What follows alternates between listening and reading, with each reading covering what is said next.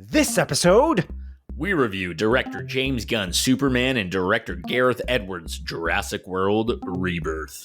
We also discuss The Last of Us creator Neil Druckman's departure from HBO's The Last of Us TV series. And we discuss the trailers released over the last 2 weeks, including director Christopher Nolan's first trailer for his epic, The Odyssey. My name is Simon Eady. And I'm Adrian Pinter. Welcome to Split Focus, a film and TV podcast, episode 114.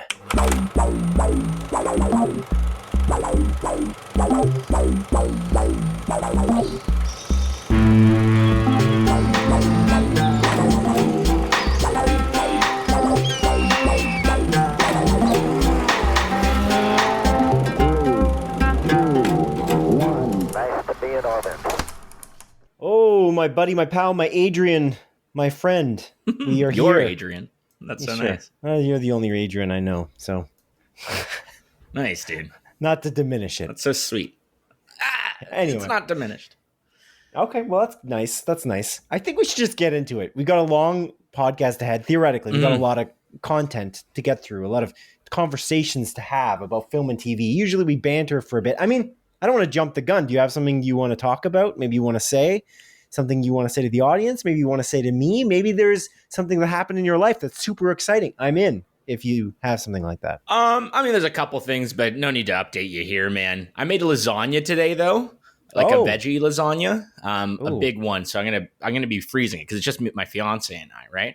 Yeah. Simon, I made the rookie mistake. I'm always worried about over salting my food after this fiasco that happened like 4 years ago on Christmas, where I over salted the shit out of a schnitzel. Because I made a mistake. I made a huge little mistake, and it was just way too salty. So now I'm always a little gun shy about salt in my meals. I'm usually good. But I'm always like, And I made this big batch of lasagna, Simon, right? Yeah. And the sauce, good. I was like, it's good. It's salty enough. I didn't want to add more salt to it, but I should have, right? Because I have my cheese layer, and like the cheese layer I usually make with like ricotta and like cheddar, mozzarella, cheese Parmesan. has salt in it. Yeah. So I was like, together this is good, but I failed to just clue in. I should have just gone a little bit more salty because you got to season the noodles. The noodles are unsalted, right? So although the sauce was perfectly seasoned, although the cheese mixture was perfectly seasoned, Simon, once you add the noodle in there, a little bit undersalted. So I made a little mistake today in my lasagna making. Right. But hey, it's okay. It's delicious. And I usually make veggie lasagna, actually, funnily enough, Simon. I don't know if you know that about me. I didn't. Yeah. No. I do like a meat lasagna, but my sister's vegetarian, even though she's not here. I just gotten into the habit of making a nice like batch of like veggie lasagna, and like I make like a nice tomato sauce with vegetables in it, zucchini, mushrooms, carrots, onion, garlic, tomato seasonings. But anyways, and this is actually one of the first times where I was making the sauce. I put way too much garlic. I love garlic. I'm like. I eat garlic for breakfast, lunch, and dinner. I love it. Always got garlic in my meals. But this is the first time where I made my sauce. I was like, ooh, too much garlic. So I added more tomato in it to balance it out. It was okay by the end of it. It was okay. But I put in a little bit too much garlic this time. Oh. Which is okay. Because, again, once I added the tomato, it was balanced. But now I got leftover sauce. Was this good? Is this a good lasagna? It's good. Okay. You said you didn't salt it enough. Then you added too much garlic. You had to offset it. I'm getting mixed signals here. That's all I'm saying. It honestly, end dish, just a little bit undersalted. I should have. I love lasagna. I love homemade lasagna. Yeah, I do. Do you make a lasagna at home? No. Does Dawn do it? No. What? No. My grandmother used to. Both of them actually. My one grandmother always used to make lasagna. And like constantly she would make lasagna. She would make a pretty solid lasagna, amazing lasagna. It's probably the best meal that she made, like on a food perspective. Otherwise she baked really well, and she made like pies and stuff. Yeah. Like strawberry rhubarb, nice. And homemade crust, etc.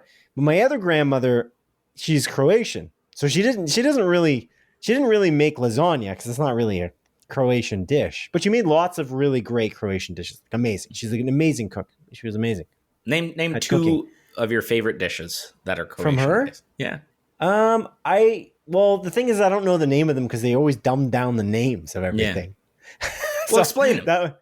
I love goulash personally, and that's not really Croatian, really, but she made a really good goulash for sure.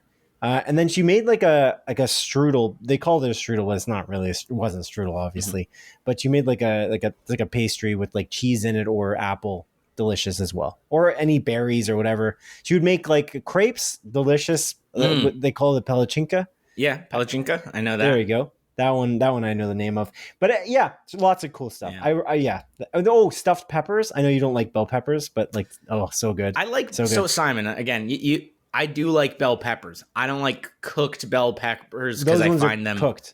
Yeah, obviously. I know. I just find it a very overpowering flavor. I would still eat them. I would still eat them. I would eat the meat. You're fucking ridiculous. She would make the meat separately for the people who didn't like the peppers. Actually, interestingly, yeah, that's what I would make the peppers. That's what my mom did with and without the meat inside. Yeah. So, yeah, a deconstructed stuffed pepper, I guess. The audacity of you saying that cooked bell peppers, isn't an overpowering flavor. You're wrong. Objectively wrong. I think you know what's interesting about that is I feel like that's the dish in which they are more powering than other dishes. Actually, the stuffed bell pepper, that's the one that I really distinctly remember the flavor of bell peppers more than any other dish I've ever eaten, which is kind of a funny thing that we talk about that now. Yeah. But I mean, other moments, like if you have it in fajitas, I don't find it overpowering. Like the seasoning in fajitas and various things, that's largely on pizza, not overpowering. Like it just so many moments, not overpowering. But in stuffed bell peppers, I do like bell peppers on pizza now. Right, because it's not that overpowering. Yeah. There's just I think it's something to do with balanced. The way there's a way that the bell peppers are cooked in that those stuffed bell peppers. I think you it might have biased you because you had stuffed bell peppers. I think that's might have been what happened. Because now I never even realized it. I never thought of it as overpowering, but in that scenario specifically, it is in a way. But but I think it's good powering. It's powering, It's empowering. Powers through the taste buds. Yeah, it's empowering. It's empowering. Yeah. Yeah. All right. Well, this ain't a food podcast, Adrian. This is a film and TV podcast, and we do have a lot to get through. Unless you have more to say, in which case, please, by all means, hopefully not food related. Anything about your day? Did you almost hit a pedestrian while driving your car? Anything like that? Any stories that you'd like to tell me? No. Did I almost hit a pedestrian? Because I drove behind you when we were driving home from the movie theater like an hour ago. Did you see me almost hit someone? Yes. Actually? You did actually hit them. You clipped them and you didn't notice. And there was an ambulance that came up behind and I actually had to help out. That's why we're late to record this podcast. Oh, dude. I'm sorry. I had no idea. Yeah, it was a hit and run. No, it wasn't. It wasn't a police officer listening to this podcast. It was. It was. I don't have time for this bit. Okay.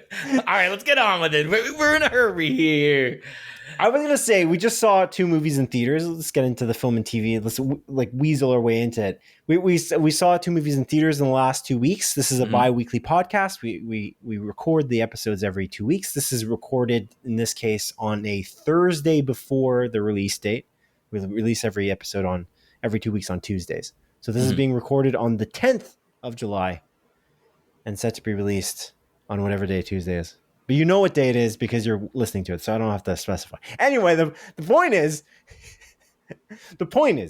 at the theaters this time, there's always some hijinks at these movie theaters. I find this time. So we just saw Superman in theaters at the Cineplex. We saw it at an AVX. We saw both movies. We saw at an AVX. Yeah, but this, I don't know if there was any hijinks with the Jurassic World Rebirth movie. I don't think there was actually. It was actually rare that there's actually no crazy people in the theater. Most packed theater that I've been in quite some time as well. It was pretty busy, yeah.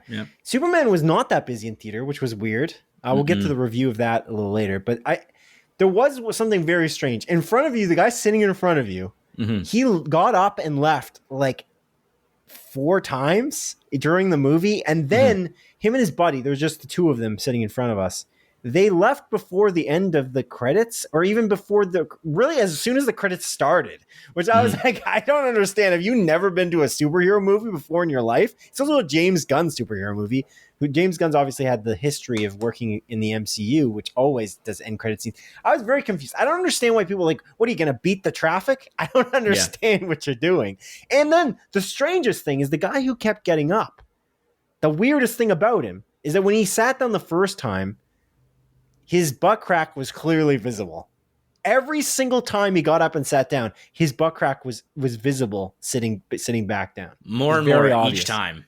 And like his pants were eventually slowly just had down. No pants on when he returned. It was crazy, dude. But no, that part wasn't true. But the butt crack thing, man, butt crack McGee, he was fierce in that theater. It was distracting. I don't know, why did he keep getting up? He probably had to either urinate or shit. Yeah, that. What? I'm gonna assume one of those two. Okay, maybe it's possible. Maybe he was just passing gas and he wanted to be respectful and leave the room. To be fair, though, I kind of blame my fiance for telling me about the butt crack McGee guy. So I didn't initially, to be honest, see the butt crack. But then she's like, "Look, did you see that guy? He's like a plumber over there." And I'm like, "No, I didn't notice." And then he just kept getting up throughout the movie, so I had to see it. It's like, at this point, I'm like, "Well, there he is again." I don't know. Anyway, swiping a nice credit card right through that crack there. I didn't do that. That would be that'd be a no. I feel like butt crack McGee though, he bought tickets to Superman. Adrian, he did indeed. Good stuff. But before I never we get noticed to the butt crack. Well, lucky you. See, at least I didn't lean over to you and tell you about it, so that you had to notice it, because then you would have kept noticing it each time. Yeah. Who knows what I would have done with that butt crack? Oh, well, all right. I don't want to imagine that. But anyway, let's move on to a few quick bites of film and TV industry news, Adrian, before we get into our reviews of Superman and Jurassic World Rebirth. Okay. The first one is interesting. I wonder what you think about it. Neil Druckman, the creator of The Last of Us and The Last of Us Part 2, the video games, and then now the executive producer on The Last of Us TV show, Season 1 and Season 2, is stepping away from The Last of Us HBO series to focus on Intergalactic: The Heretic Prophet, which is the next Naughty Dog game coming from Naughty Dog, obviously, but coming from Neil Druckman, who's the creative director at that studio. And he's actually the head of the studio completely. And there's a rumored game that they're also working on the side as well. Mm-hmm. What do you think about the fact that he's stepping away from The Last of Us HBO series? Obviously, if anyone's listening to this, that's listened to our reviews of Season 2 of The Last of Us, you didn't like The Last of Us Season 2, largely. So I'm curious. Yeah. I know you're a fan of Neil Druckman. What do you think about him stepping away from this HBO series? Yeah. And not participating in Season 3? And I'm just watching you start. You son of a gun, dude. Sorry, I had more to say, but just go then. No, spit it out, dude. Now I feel bad. No, I set it up too long. You just tell me what you think. Yeah, no, you're rambling there, just rambling. This is bittersweet news. Good news for me because I love video games. I love Naughty Dog as a video game studio. I love The Last of Us games. I think Neil Druckman is an artist and has released some of the best video games of all time. So him going back and focusing on Naughty Dog and focusing on the games that are the game that he's working on, I think that's good. Honestly, games take way too long to come out. Last of Us Part 2 came out 2020. It's 2025. That game is probably not coming out until, end of next year at the earliest, but probably like 2027 realistically. That's a long ass time to wait for my favorite studio to release a game and my favorite video game creator to release a game. So I'm glad that he is, again, taking a step back and focusing a little bit more on video game production. From a TV show fan perspective, I think this is bad for the Last of Us show, personally. I don't have as much faith in Craig Mazin after Last of Us Season 2. I think where he chose to divert, and I'm sure a lot of the team, chose to divert, but I just think he fundamentally doesn't understand Ellie as a character, and that portrayal in the season. I just wasn't a fan of it. Again, you can listen to 7 episodes of me either praising some parts of it and really despising some parts of it. Neil Druckman also was one of the main directors and the writer for my favorite, or sorry, he was the director and one of the writers on my favorite episode of the series itself, which happened in season 2. It's episode 6. I think that was immaculate. And it's the first time I felt like Ellie was her character throughout, the entirety of season 2. I adored that episode so much. So I'm holding my breath. Hopefully he understands Abby as a character for season 3, because it seems like that's probably going to be. I don't know what you mean. He doesn't understand Ellie as a character. I mean, there's a writer's room, right? So they wrote the character together, and they all understand the character. And Neil Druckman and Hallie Gross, who made the character, essentially. So it was interesting. I listened to all the Last of Us podcasts after. As well, like after the episodes, after we recorded our thing, because I didn't want it kind of skewing my opinion of the episodes. And it was interesting to hear Neil Druckman and Hallie Gross specifically talk about that last episode, which they wrote, which again they co-wrote with Craig Mazin, which is your least favorite episode. Which is my least favorite episode, yes.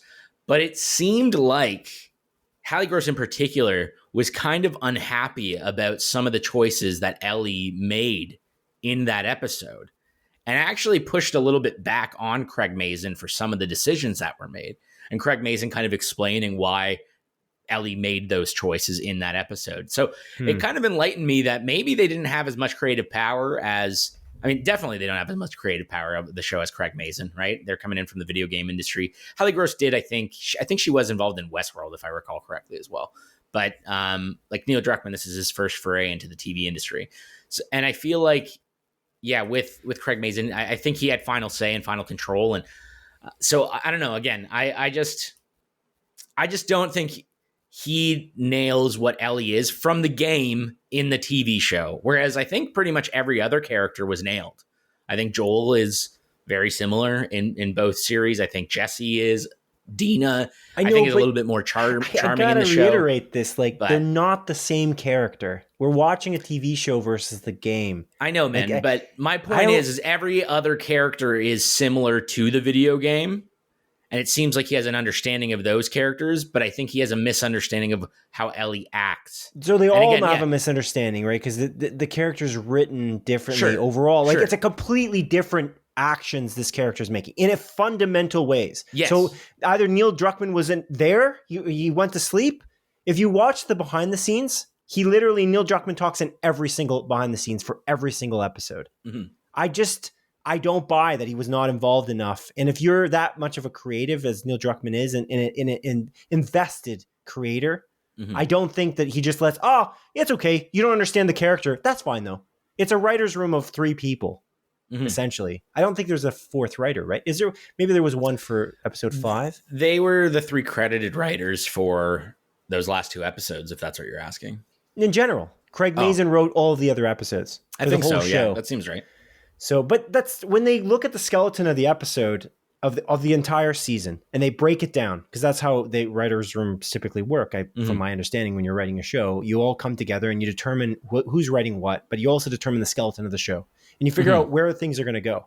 Yeah. Ellie's not just making moment-to-moment decisions that would be drastically changed. They're decisions that are changing the course of the entire season. Mm-hmm. So they just agree that they're just going to let him just do whatever they want with their characters. It just seems a little strange. I feel like they knew what they were doing, and they not only let him do this, they wrote it themselves, because they wrote the episodes. I don't know. I find that they knew what they were doing, and they wrote Ellie in a different way. It's just written in a different way. She's a more immature character overall.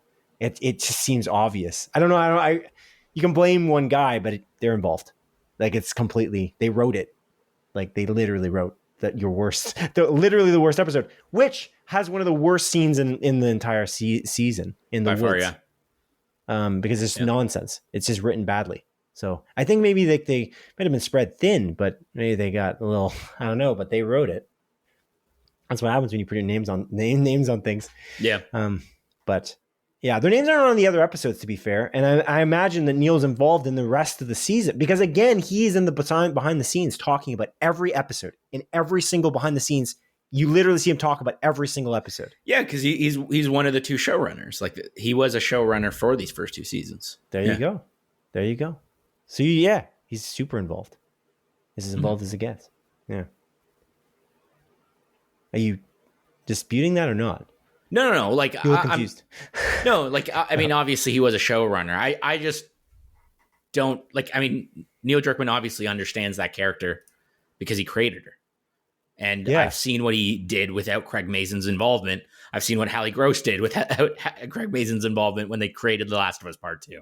I think that game's immaculate. It's better than the first. But they're not the same property. And this is something that I don't think a lot of people online are accepting. Mm-hmm. And if you take people who have not played the game, there's no bias. And so when you go into it and you watch the show and you like it because you don't have a bias, those are fundamentally different characters. Yeah, but again, I've never denied that I don't have a bias, Simon. You know, I've always said that I'm very biased about this and that I can't let go. And I've made that. So again, and you're asking for my opinion on Neil Druckman leaving. I think this is going to be bad for the show personally, because I just don't. Yeah, right. Like that's my opinion. I guess from like the general perspective that doesn't understand or doesn't know the game. Yeah, maybe this is still good. Maybe they're going to like it even more without Neil Druckman involved. I don't know. Yeah, but again, I'm not disputing that the show's going to be worse off. I'm just disputing the fact that I find it strange that people are just be like, it's not Neil's fault. It's like, no, it is. It just fundamentally is everything. Neil's completely involved. And that's kind of the dispute. Whether the show will be worse off is a mystery. I mean, Craig Mazin's did a great job with Chernobyl. And I think the first season's pretty good for The Last of Us. I honestly think the second season's pretty good. I just don't have that bias. I don't know why. I just don't see it the way you do in any capacity in that regard. I don't. There's also this idea that The Last of Us could never, ever in a million years, and it wasn't for both the first and the second season, be as close to the game or be as good as the game in any capacity. On a quality metric, they're just not similar. And it's not better. It just can't be. And the fact that you're playing a character is just so much fun like the gameplay aspect of it, the perspective of the character. It's just so fundamentally different. I don't actually know when they announced this and when they announced Uncharted years ago with David O. Russell and Mark Wahlberg to make Uncharted, you know, I was like, what? But why? When you announce a game like Fallout becoming a show or a movie, that's a really good idea because Fallout's an anthology series, essentially. You can kind of follow whatever. And the world and the vibe of the world is actually the greatest idea for a TV show. But following a completely linear storyline that gives you no choice and consequence options, and then just giving us the thing again, the only thing I can hope for really is to see like completely drastic changes that I'm actually more interested in, because I almost look at it as almost like an alternate universe. Like, for instance, the first season, episode 3, a brilliant episode, one of the best episodes of TV that year. And in this season, changing Ellie in various ways is more interesting to me personally than doing the exact same thing, because then it becomes the Lion King live action and Lilo and Stitch live action and Snow White live action and Beauty and the Beast live action. They're all the same movie. You just don't need to make them. I don't need to see these movies. And I largely didn't go see them. Now, I'm not negative on them. I'm happy that they're making The Lion King. You didn't like The Lion King. No. Correct? Right. Obviously, like the Disney original movie. Oh, yeah. I love the original. I grew up on that. I meant the live action. But it's not live action anyway. It's another animated movie, to be fair. But it's higher quality animation with worse. Yeah. That costs a lot more to make. But I don't dislike those movies. That's cool that they're making them for a different audience. But for me, they're never going to hit the mark because I just don't see the point, like in any way. Like it makes more sense to make like a Mass Effect show in a way versus God of War. Unless you're going to do something different with God of War, because there's so much content with God of War versus The Last of Us. But God of War follows a distinct storyline. Mass Effect doesn't. The problem with Mass Effect is you're going to tread on people's decisions because of the choice and consequence there, unless you follow a different character in the interesting world that Mass Effect perhaps is. So as an example, because they are making a Mass Effect show and they are making a God of War show. Mhm. That's why I'm using those as an example. That is a good point. And again, you talked about Fallout as well. Like, I don't know if like Fallout's really known for its characters. Again, this is from a guy that doesn't really care about Fallout, the games. Not. And there's no characters really in the show that are in the games. They just don't. Except for the ghoul or whatever, right? Like, isn't that like a character? I don't think so. Sure. I could be incorrect. I don't believe so. I haven't played every Fallout game. I played Fallout 4 and I know briefly the story of Fallout 3 and like New Vegas. I don't believe he's a character in it. I think they started to incorporate that kind of character in Fallout 76, like the multiplayer game, because people love his character so much. Walton Goggins plays him so well. Yeah. He's brilliant. He's the best part of the show, I think. But, I agree. Yeah. I agree completely, Simon. Yes. But anyway, yeah. I see what you're saying. But likely it will be worse because Neil Druckman's a brilliant creator. I don't disagree with you there. I love him. I've just heard online in various places, people are like, oh, it's because Neil's upset, or like he's leaving the show because he wasn't happy about the direction. It's like, he is the direction. I no offense, but like if you're Craig, you kind of just follow his lead in a way. He's the guy. He made it. So I don't know. We'll see what happens. But my thought process about him leaving, I'm really happy about him leaving for one particular reason. I can't even imagine how he's the bandwidth to freaking run this many projects at the same time. I don't understand. There's no way. And to have somebody who has that attention to detail and go in, and he's going to go and run an HBO show and then also run Intergalactic, the Heretic Prophet. I want to see the new thing in the reference to the fact that I didn't want to see a Disney live action version of Lion King because I don't care about that much. Like, I don't care if you make it. Cool. That's great. It's good for someone. For me, I'd rather see Lion King 3. I don't actually want to see Lion King 3, but you know what I'm saying? That's like, what that Mufasa movie was. I'd rather see Intergalactic, the Heretic Prophet, or The Last of Us Part 3 versus seeing The Last of Us literally retold in a different format for people who don't want to, like, change their lives in a positive way and play video games. You know what I'm saying? Yeah, I know what you're saying there. That's fair, dude. Okay. Yeah. That's fair. So that's my thought process. So I'm really happy about that. Like genuinely, overall, I don't even care about The Last of Us show. I gotta say, like, The Last of Us show for season 1 and season 2, you were higher on season 1 than I was. I'm higher on season 2 than you were. Mm-hmm. But ultimately, season 1 and season 2 are lined up on the same line for me in the same planes. Like, cool. I like it. I like watching it with my fiance who hasn't watched or played the game. That's cool. It's exciting. It's kind of fun. But ultimately, cool, Neil. Do something new, man. Do something that's a sequel or something that's related to, another series, or do Intergalactic, which looks so good. I know. So good. I'm so excited about that, but it could be 3 years out. Who knows? If he's not a part of it, how much are they off track? Because he's not invested as the director. I think he's the creative director of the game, right? Yeah, he is. Yeah. So it's super important. So I'm happy about it. He's head of the studio and the creative director of that game. Right. So and lead writer, obviously, and everything like that too. And then there's potentially another game. I assume he doesn't have much involvement in the other game.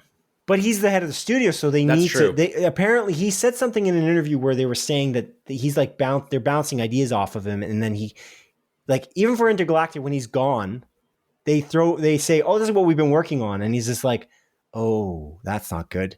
And then sometimes they say, "Oh, this is what we've been working on," and he's like, "Oh, that's great." So like that, he said that. I think that was the interview with Alex Garland. I'm not sure. I think it was something like that because Alex Garland was like, "How do you balance it?" Because you got like so many projects going on. Isn't that like a lot? Like you have to go. You're running an HBO show and then making a game. Anyway, all right. We talked about this long enough. Unless you got more to say. No. Okay. Sounds good. Another bit of Quick Bites news. Quick Bites. As season 2, I know you're excited about this one. I think season 2 of Netflix's Cyberpunk Edgerunners is incoming and is now in production, according to Netflix. Mm-hmm. Also based on a video game, obviously. Cyberpunk. Yes. But the key difference between Cyberpunk Edgerunners and Cyberpunk the game is it's set in the world of Cyberpunk, but totally different story, totally different characters. City. Yes, yeah, which is really cool. And the difference between the adaptations of The Last of Us.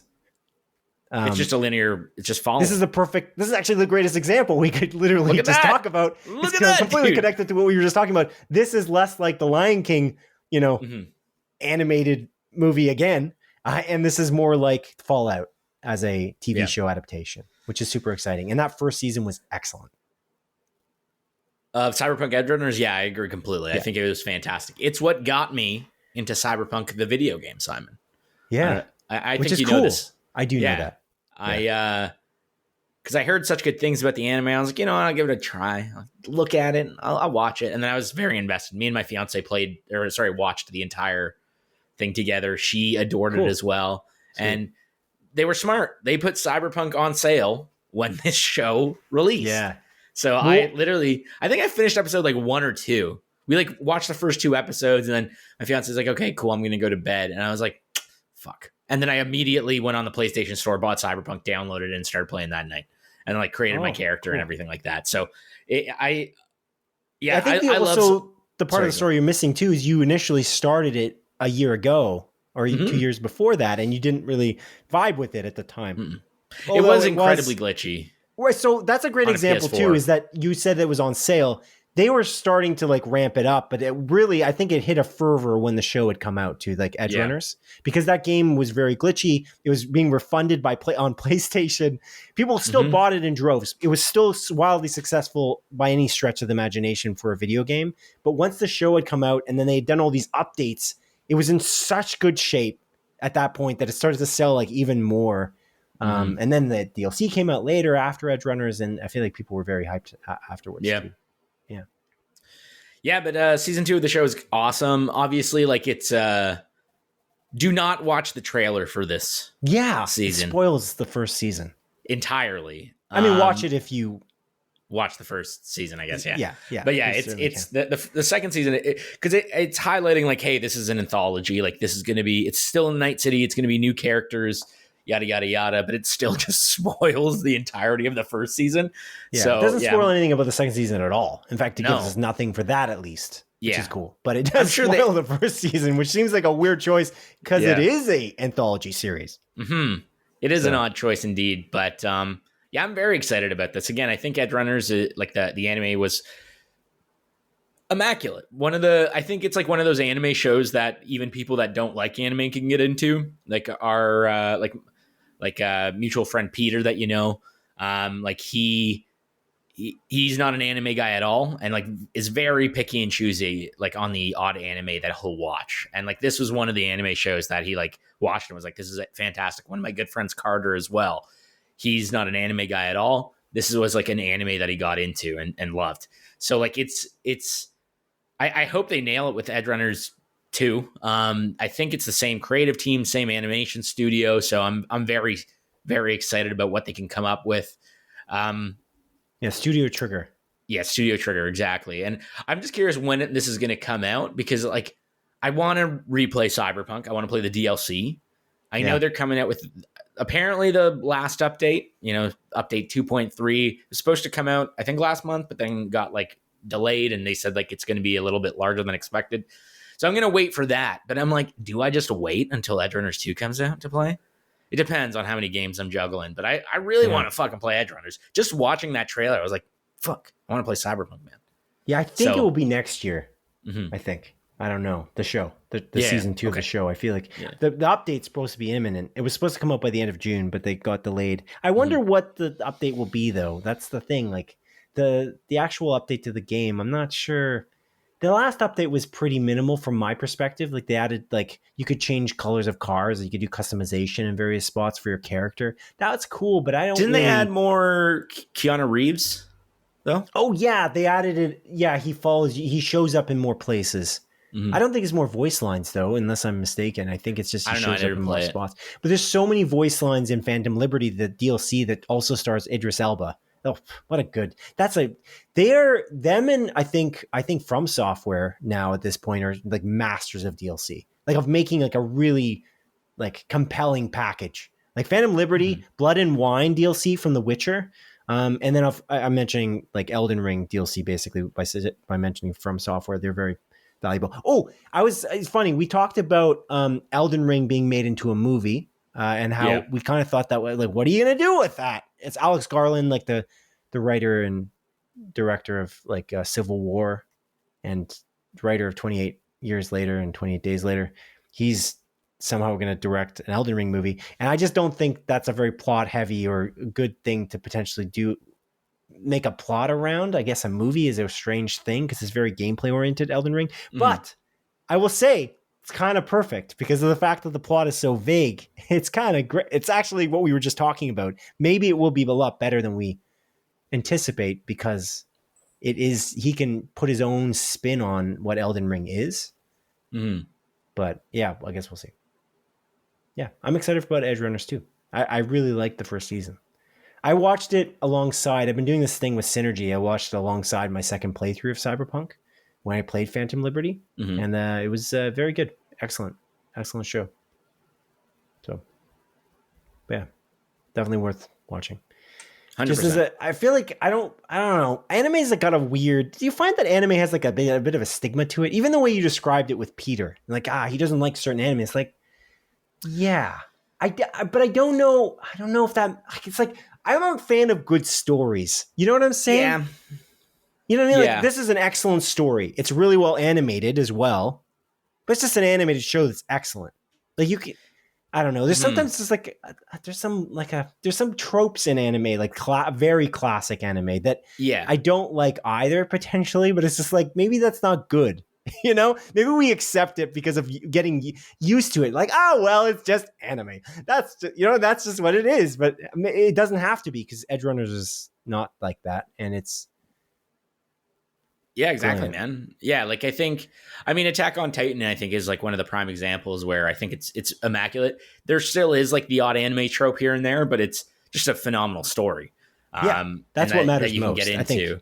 But I talked about how I watched like Jujutsu Kaisen not too long ago. That like I was like going through because my old coworker recommended it to me, and I just like it's a good story, but it is so muddied by such an excessive amount of tropiness, and it's like it's fluff. Like I watched 30 episodes of this fucking show, maybe even more, maybe 40. I don't remember. And it's like you could have cut that down to 15 amazing episodes of TV. Yeah, really. But it's like they just have to add like the fan serviciness, the tropiness, the bad comedy. That like I don't know who the fuck finds funny. Like it's just all in all, it's almost like not good. Yeah. You kind of just accept it, but yeah, dude, like a lot of the time the bad outweighs the good. And it's like, it's tough to get into some stuff like that because of it. But like, again, there is the occasional anime that I'll watch. I'm like, oh man, this is really good. I grew up watching a lot of anime and I like, it's, something I grew out of over time, but I still love it. I still typically watch like one anime a year or maybe two. I'll like go back to it and check it out. And yeah, I don't know. There's a lot of good in there. It's just like, you got to sift through a lot of the bullshit, which sucks, but I mean, I guess that's every medium. Is tight. It's tight. Yeah. Super tight. Yeah. Tight. Yeah. Indeed. Yeah. Okay. Super cool, man. Move on to the next tiny quick bite of news. We got this was just a trailer roundup. Actually, it's not really news at all. It's just trailers that we watched this week. There might be more that you have seen that I haven't written here, but we just saw this in theaters actually. Like the Phil Lord, Christopher Miller, Ryan Gosling starring Project Hail Mary. Mm-hmm. I don't know if you've seen that trailer before. I can't remember. I don't think so. I think I saw it like, when you're like scrolling through Instagram, it's like the trailer starts now. And you see like a bit of it and then you just keep scrolling. I feel like I saw some of it. But Isn't that wild? That the reason they do that is just because they need to grab your attention. So they do a tiny trailer before the trailer. Like people have such short attention spans. That's how they have to be marketed to. Because that's what every trailer does that, where they trailer you before the trailer. It's like, are you ready to sit through 2 minutes? You won't because you have ADHD. Oh, yeah. Well, we'll help you out. It's pretty sad. I mean, like if your phone's in portrait mode, you're swiping, you're scrolling, dude. So it's tough. It's tough. You got to do anything. But no, this trailer looks good. This is by the isn't this like the Project Hail Mary book? It's by the same author that did The Martian, right? Am I crazy? Yeah, that's right. I feel, okay. It's a similar concept too, based on the trailer. Which is cool. I really love The Martian. I know you didn't love The Martian too much. I think it's awesome. I really do love it. I thought Matt Damon had a really great performance in it as well. Mm-hmm. But yeah. That's Ridley Scott. That was a Ridley Scott movie. Yeah, direction. Yeah, I'm not too sure who's directing this one, except for the people that you literally just named mere moments ago. So I do know. So disregard what I just said. Okay, I thought maybe I made a mistake. No, you did. Okay, yeah, it is Phil. Yeah, Phil Lord, Christopher Miller, and like I don't know. I always get them confused because they muddy it. They do this on purpose. They say, "Oh, the Spider-Verse." The creators of the Spider, it's like you didn't direct the Spider-Verse movies. No, like those movies are not. I think they're written by them in some capacity, and they produce them certainly. But it didn't. Like there are the 22 Jump Street directors. I think that's their most well-known films. I think, and maybe there's something else that I'm not thinking of. Yes, the Han Solo movie called Solo, a Star Wars story that never released and then got taken over by Ron Howard. Yeah, right. They wrote the Lego movie. That was a fun movie.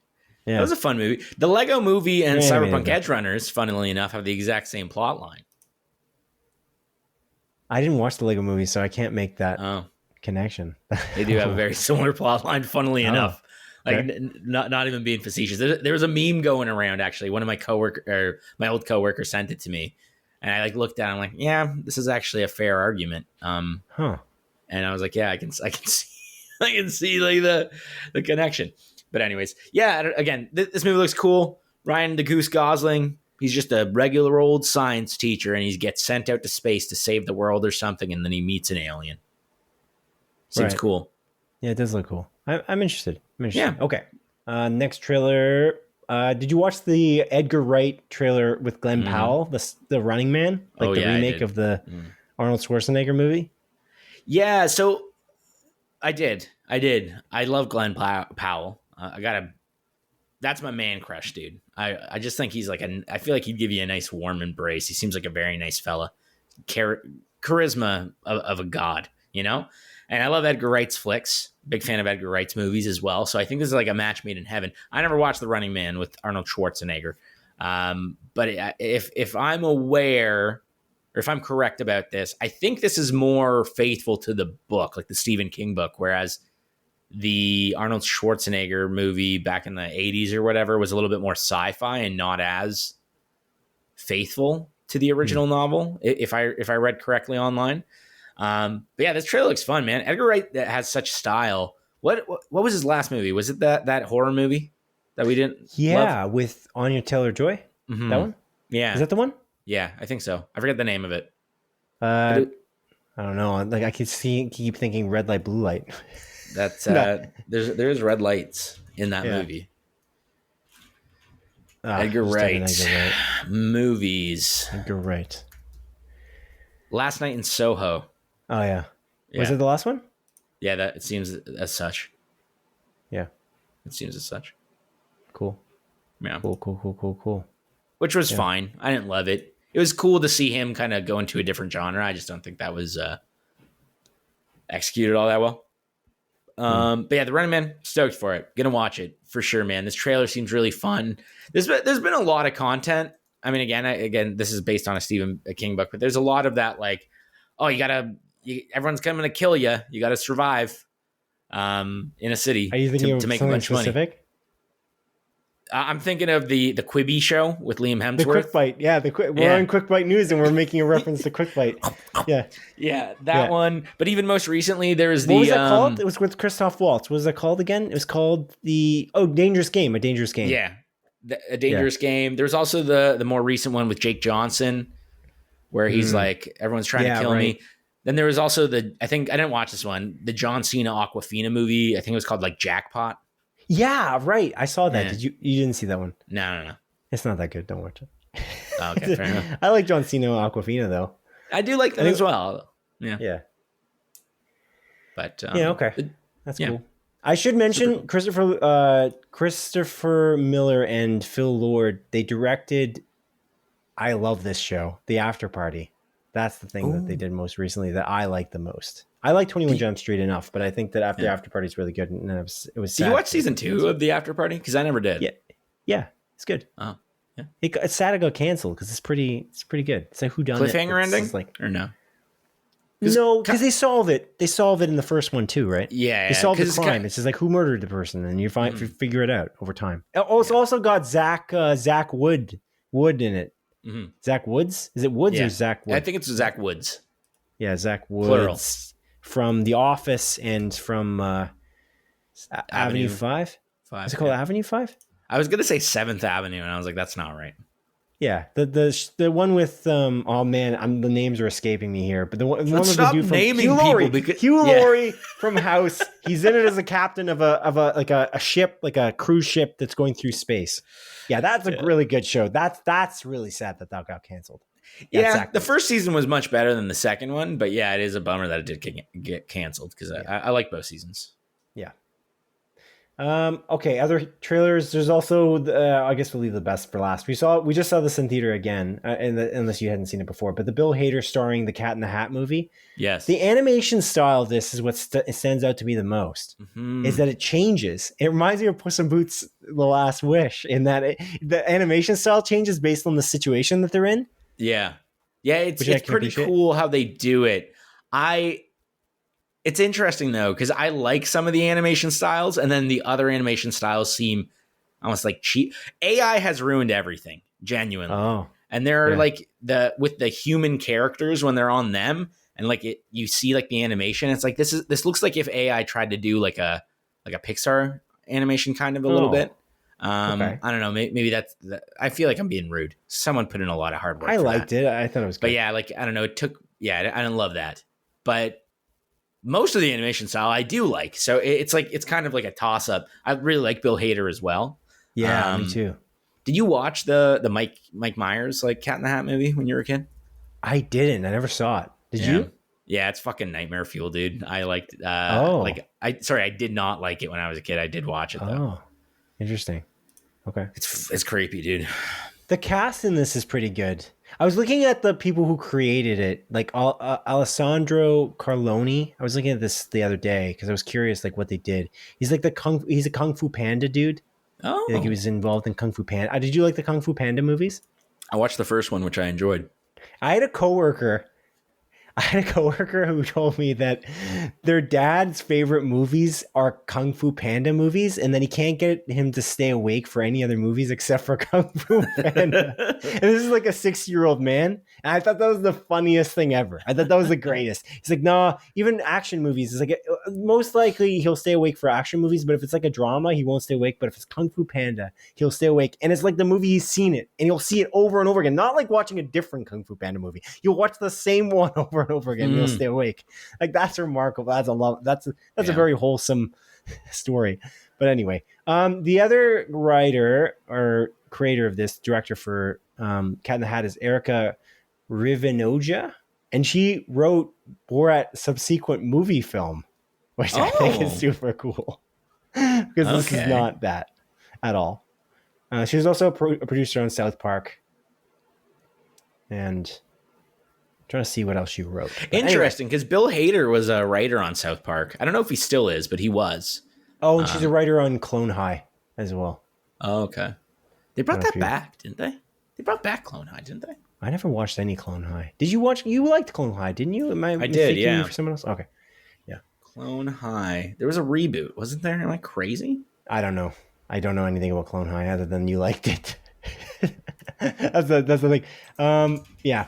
That seems to be the most substantial. I can't believe it's Borat's subsequent movie film is the one that she's most recently pretty much done, other than Clone High. Oh, yeah, Clone High, 2023 to 2024. Is that what you mean? Yeah, they did cancel it after it. That sucks. I'm part of the problem. I didn't fucking watch it. You didn't even remember. You didn't really realize it was out. You just thought it was and never happened. There's another thing at the very end of the montage that I want to talk about briefly that got canceled. I'm kind of sad about that because I also didn't watch it. I'm part of the problem, as you say. The last trailer to talk about is Christopher Nolan's The Odyssey. They showed this at the end of the Jurassic World Rebirth trailers. Actually, they showed it after, which I love when they do this. Is like there's like, here's a feature. It almost looks like the movie's starting and it's not starting because they did the AVX for us watching it in the Ultra AVX type theater with the really good sound, like old Dolby Atmos sound and huge screen, like a step down from IMAX. They showed the trailer for you're watching an AVX movie, and then they showed Christopher Nolan's The Odyssey trailer for the first time because they're both Universal Pictures. What did you think of this trailer? It's pretty simple and pretty bare bones. I actually quite like this trailer because it's like I don't know, shot really well, and it's just pretty much the whole time. Mostly, it's just John Bernthal talking. Hell yeah, it is.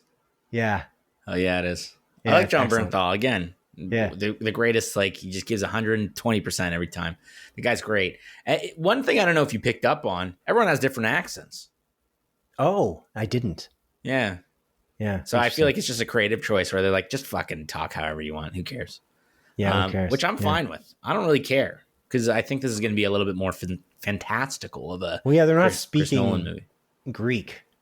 So Well, yeah. I guess it makes sense. You know, like, what does it matter? Like, what are you going to do, an English accent? Like, what's the point? Well, Tom Holland's in it. Is he going to have an English accent? I guess I have so. no idea. You know what's interesting too? The dude Cosmo Jarvis from Shogun. I was gonna say, yeah.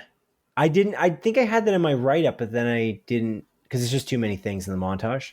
The next sequence of our show here, but I thought it was weird. Like Cosmo Jarvis is like kind of making it big with Shogun because Shogun's such a popular TV show, and then he had like a scheduling conflict, and it's the dude from I can't remember the name of it now. Damn it, The OC. Logan Marshall Green. Yeah, he's not in it much. Logan Marshall Green, right? Yeah. Logan Marshall Green, though, I feel like is best known for actually a movie he was just in. Wasn't there? He was in a Marvel movie or something recently. I don't know Upgrade about maybe, but he was in a big MCU film recently. He played like a I can't remember now. I'm don't losing my mind. But yeah, you're right. Upgrade was the movie I was thinking of. That's because he's like the star in that. So. Yeah, it's crazy that this Cosmo Jarvis fellow left this movie. You're going to be in a Christopher Nolan movie, dude. I know, like, but maybe it was such a small part, and the other part was a huge because he was playing a main character. I think. Yeah, in the other. It is gearing up to star in the feature biopic Young Stalin about the Russian dictator. So yeah, maybe he's like the main actor for that. But it's like that's the reason to do that, but that's still crazy because it's a Christopher Nolan movie. Like Matt Damon came out of he was like doing a temporary like sabbatical because his wife wanted him to take some time off, and then Christopher Nolan came knocking for Oppenheimer, and he's like, okay. Because apparently he told the story that Matt Damon kept telling was that he told his wife that I'm going to take a sabbatical like you want, but if Christopher Nolan asks me to be in a movie, I'm going to do it. That was the rule. That's what he said. And so then he did it. He did Oppenheimer. Right? That was a pretty big part in Oppenheimer for Matt Damon. Like not for Matt Damon, but like it was a big part in comparison to other parts in the movie. And then and then he's doing this, the Odyssey, and then isn't he doing something with Ben Affleck? They're writing and directing a movie coming out. R.I.P. Yeah, RIP. For Netflix. Yeah, okay, yeah, that's what I thought. He's not. They're not. Oh, sorry, they're not writing and directing. They're just starring in that one. That's just directed by somebody else. Okay, that looks cool. But the Odyssey, he's literally playing Odysseus. Like he's the main character for this particular movie. So I guess he didn't get that much time off. I guess. Yeah, no, it's cool. It comes out next year. Yeah, I love the subtlety of the trailer. I just think like that's really cool. Like you kind of whipped it together. I don't know. I'm in for every Christopher Nolan movie. We went to this movie and we saw like Jurassic World Rebirth, and we went to go see Superman with Ken. Yeah. Frequent moviegoer with us, friend of ours. And Ken talked about after the Odyssey. I said before it came up, I'm like, the Odyssey is supposed to come up. And then it didn't happen. And then they showed it in the Ultra AVX thing. I'm like, I guess it's not here. Like I was literally most excited about Jurassic World Rebirth because of the Odyssey. I'm not even joking you. Yeah. I literally was most excited about it because I knew it was coming for the trailers before. And when it didn't happen, I was super disappointed. And then they showed it anyway. But when it aired, Ken leaned over to me and he was like, I wonder, like, this can either go really wrong or really well. Because, like, the Odyssey is a pretty complex storyline. There's, like, a lot going on. And, like, can you make this into a movie that's, like, succinct enough? Like, and it's a good question. Like, this is interesting, too. Christopher Nolan, like, excels around these, like, these narrative tricks. I always find, like, every movie almost that he's made, except for maybe, I don't know, the one with, like, Robin Williams and Al Pacino, Insomniac. I never watched that one. That one I feel like is like the least, is like the most straight of the movies he's made. Other movies, like even Oppenheimer, there's the narrative trick of the black and white and all that stuff. Really cool. But there's like Memento. Oh, Memento's like the most aggressive one. It's Tenet. like, whoa. Oh, Tenet. No, Tenet is the most aggressive one. Dude, I love Tenet, man. I love it too. Yeah, I love that. I love it too. And it was even better the second time. I think because we also saw it within 2 weeks twice. Yeah, we watched it. Yeah, dude, we watched it so quick because theaters were open for a 2-week period, and we went 2 times in that 2 weeks to watch that. Right. And we also love to support the theater industry. We thought, like, this is a dying industry. It's having problems. COVID is hit, and it's bad. It's really bad. And Nolan was like very adamant. It has to be in theaters. It has to be in theaters. It has to be in theaters. When Warner Brothers was trying to put things on HBO Max. Mm-hmm. And so I was like, you know what, Nolan? This was a movie, first of all, worth watching twice because you could understand it even better. Yeah. And also, I think I think the story you tell is that you didn't really understand it that well. Yeah, And then the second time. The first time, I'm like, I don't know. Like, am I too fucking stupid? I was like, I don't know if this is good. And then we watched it the second time, like, oh, this is a masterpiece. This is brilliant. This is so good. Because you can go back and you understand also where the character should be because of the rewind time situation. It's so cool. I love that movie, but he went the craziest with that. I guess he's went the most nuts with his narrative style in that movie. And then he kind of like really toned it down for Oppenheimer. Will he actually do anything for the Odyssey? That's the question. I don't know. I guess the Batman movies are a pretty straight storytelling as well. Yeah, that's another example of. Yeah, that's a really good point. It's arguably the straightest. Yeah. Yeah. Even more than Insomnia, actually, to be honest, I think. I never watched Insomnia. That's like the one Christopher Nolan movie I did not watch. It's pretty cool. There's good acting performances from Robin Williams and Al Pacino. I want to watch it just because of Robin Williams. I love Robin Williams. You know the concept, like they're up north. I think they're in the Arctic. They're in the Arctic. And they can't. Al Pacino is like from the big city. He's like a city slicker cop. And there's like a serial killer up north or like a person who's murdering people or whatever. And he's got to go solve the crime because they don't have the staff. So they ask Al Pacino to go, but this is the time when there's only daylight. Like, because the Arctic only has like really, really huge periods of daylight and there's like an hour of darkness. And then the other part of the year, they have the opposite. They have only darkness. And actually 30 Days of Night starring Josh Hartnett. Oh, is that what that's about? I think so, because it's like the vampires come out and it's like 30 Days of Night. And so the vampires. There's also like True Detective Night Country is the same way with like the latest season of True Detective. Oh, with who am I thinking? Jodie Foster. Okay, yeah. So that was reverse. So it was all nighttime, and they're just kind of like going a little crazy because it's dark. But Al Pacino can't sleep because it's so bright, and so like he's going a little crazy for that reason in this movie, and he's trying to solve this crime. It's pretty cool. And I like it a lot. But anyway. Okay. Yeah, that's pretty much it for the trailers. It was pretty cool. Unless there's anything else that you remember that you want to talk about.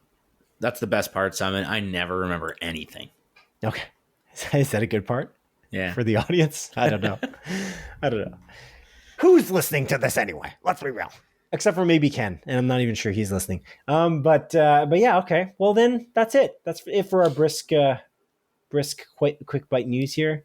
Let's move on now, Adrian, to a segment of our show in which I completely messed that up. Now on to the montage, a sequence of our show in which I briefly present 7 of the bi-week smaller news stories as Adrian delivers a brisk verdict. Number 1.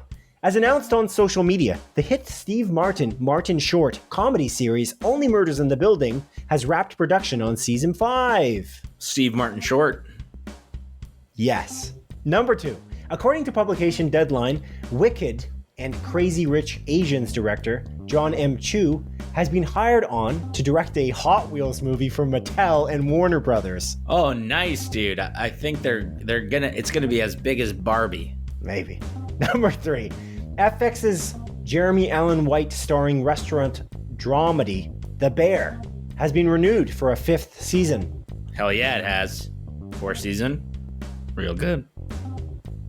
Number 4. As announced by 20th Century Studios, the Meryl Streep starring Devil Wears Prada film sequel has begun production and will premiere in 2026, 20 years after the original comedy. That's crazy. I never watched the original, but I do know the guy from Entourage isn't coming back for it. Okay. Number 5. As confirmed on social media, Evil Dead Rise director Lee Cronin has finished filming his upcoming 2026 horror film, The Mummy, for Studio Blumhouse, the first of the long-running franchise not to be distributed by Universal Studios. Oh, so this is like The Mummy as in Brendan Fraser, Tom Cruise, The Mummy. Yeah, although those aren't related either, really. Yeah, but it is The Mummy. Yeah. Oh, cool. Adrian Sean Grenier. This guy. He's the the main character. He's on Entourage, dude. The guys, I guess he's playing Mark Wahlberg in the Entourage, right? Isn't it about Mark Wahlberg, the show? Is Entourage about Mark Wahlberg? We'll get to that after the montage. We can look it up. Number 6. As announced on social media, the 5th and final season of Amazon Prime Video's hit superhero drama, The Boys, has wrapped production. Cool. I'm excited. We'll watch that one, probably. Number 7. Apple TV Plus has renewed the Gary Oldman starring spy drama series Slow Horses for season 7 ahead of its season 5 premiere, which comes out in October, I'm pretty sure. That's crazy, man. Like they're really locking Gary Oldman down, eh? They're like, you can't leave. You're stuck with Apple. He's locking himself down. This is an amazing show. It's amazing. I gotta watch it, dude. I gotta watch it. You know what they say?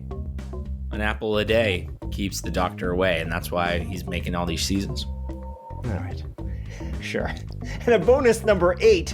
Netflix has revealed that Ozark director Jason Bateman's upcoming drama series Black Rabbit will premiere on September 18th, 2025. The show follows two brothers, played by Jude Law and Jason Bateman, who own a nightclub together, but danger threatens the business when Bateman's character's bad decisions begin to catch up with them.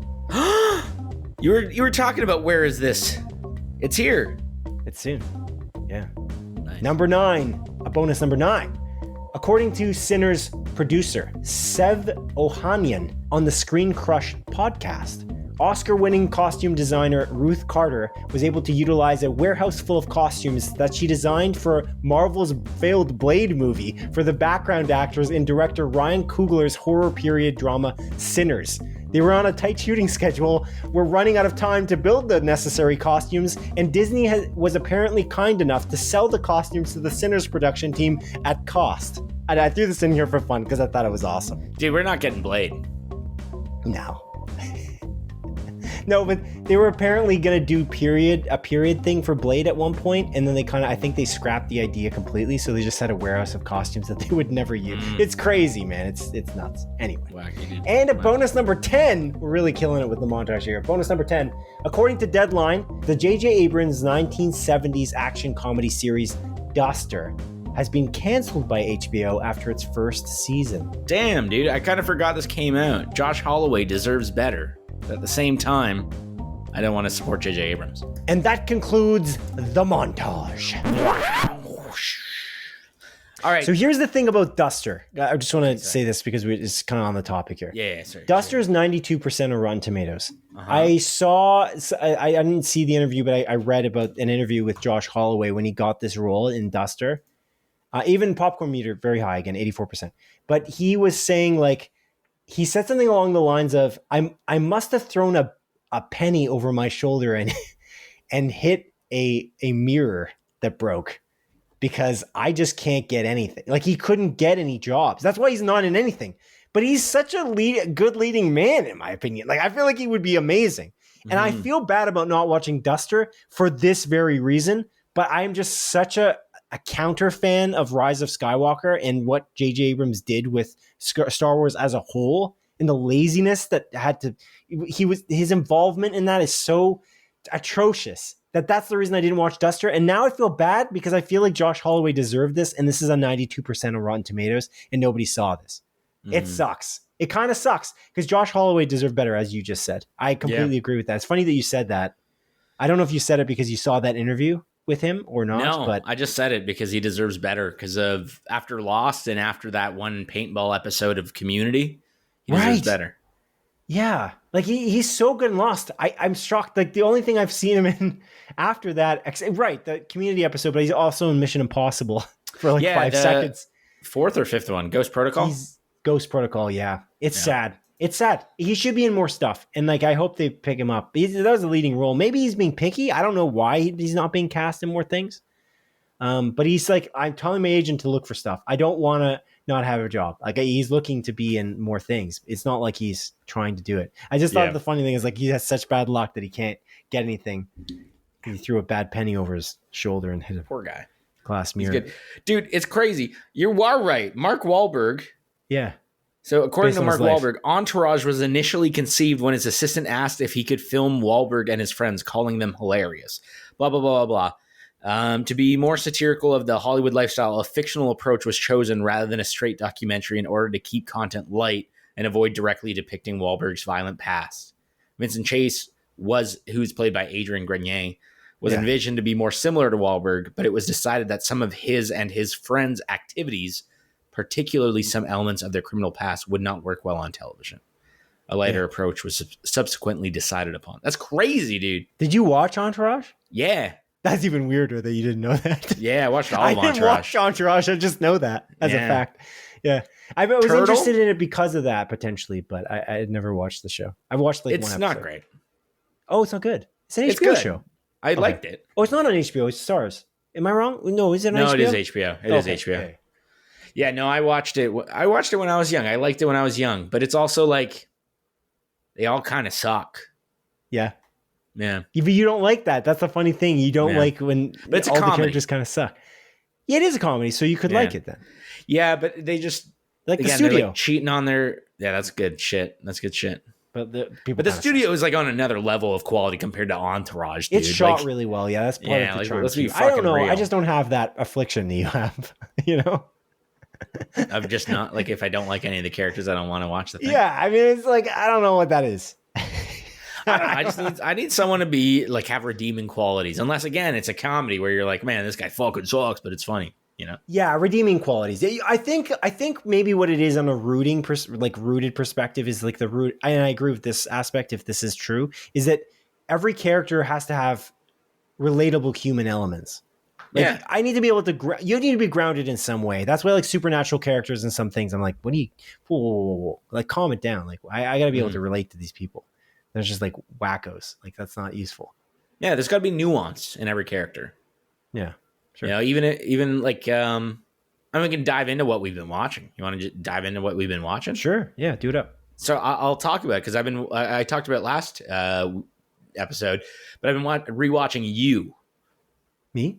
Yeah, dude, You. Oh, classic. We're never gonna stop doing that, man. Good stuff. It's good stuff. But yeah, been rewatching You because I haven't watched the last season, but I watched the first 4. My fiance's never watched it before, so we're watching it together. She's loving it. I'm loving it, dude. That show is so good, and it still holds up. Like, season 2, immaculate. Honestly, some of the best TV. I love season 2 so much. Season 3, I really like as well, but I think I mentioned it last week or last episode where I was like, I love season 2 and 3. I'm misremembering because like rewatching season 3, I remember like the specific point where I was like, I don't like this as much anymore. And rewatching it, knowing where the story goes, it doesn't bother me as much. Okay. My fiance still really likes it, but I remember the thoughts I had when watching it. I'm like, I don't like this. I don't want it to go this direction. But now that I just know the direction it goes, I'm okay with it. Okay.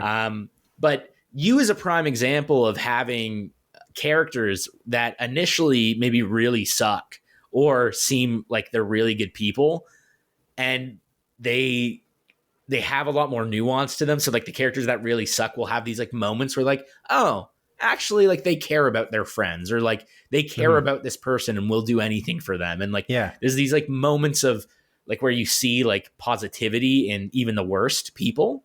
Yeah. I feel like every human person has got like a vast experience and like various emotions, and if you can relate to them, because you can relate to everyone theoretically, like even a serial killer theoretically, unless they're a complete psychopath, and that's a bit different. But that's what they do really well with Joe Goldberg. Yeah, I think. And one of my favorite things about the show is that you're following Joe Goldberg, who's a crazy person. He's fucked. He does bad things consistently. Yeah. But the show, I think you mentioned this last episode, he narrates the entire show. Right, which is like you're in his head, which is strange. Exactly. And you're listening to him rationalize every single decision he's making. So as the viewer, you can be like, I can see where he's coming from. Yeah, sure. He's like, like he'll kill someone and like and do something, but he's like talking about like, I had to do this because if I didn't do this, this is what could have happened. It could have affected the person I'm trying to protect's life negatively. And you're like, that tracks. But it's like, no, it doesn't. He sucks, dude. But it's so fun. This show is so fun, and I forgot how much of a comedy it is. Like I feel like it's a comedy first in a lot of ways. It's just like a really cool, like dramatic, like story that's playing out. And I really love this show. I forgot like how good it was, and I'm glad that I'm rewatching it. And again, season 2 of this show is just like top tier stuff.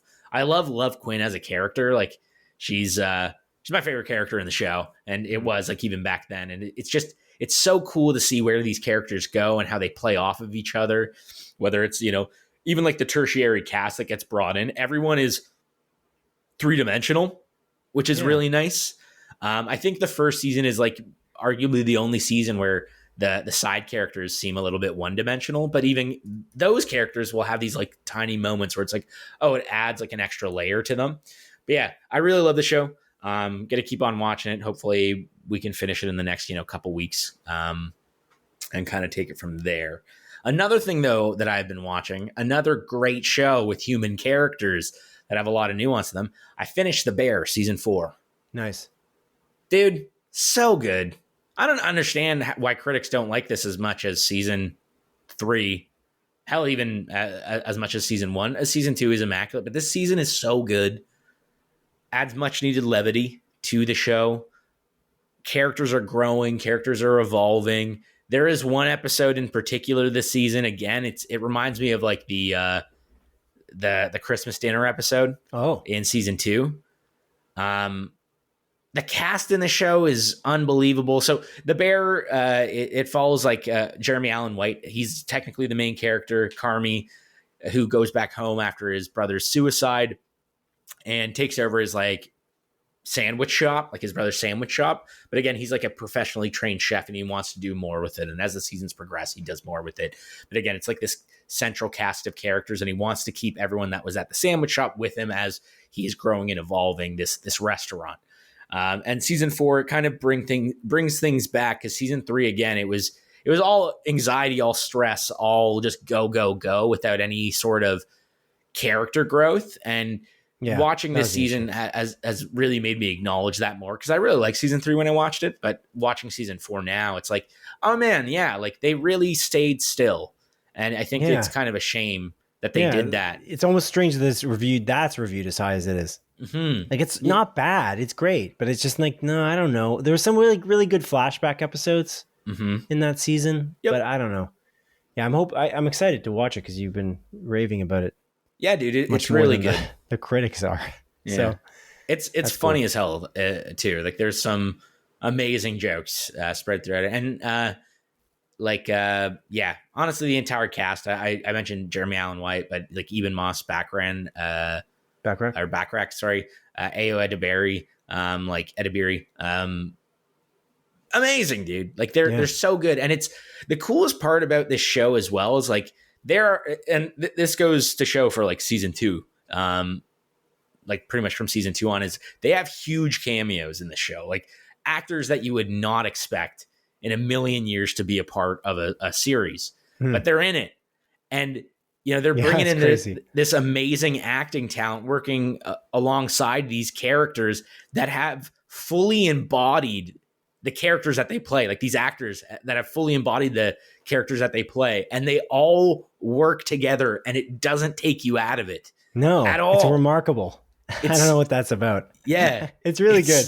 It's really so cool. Well done. It's such a good show. It's crazy.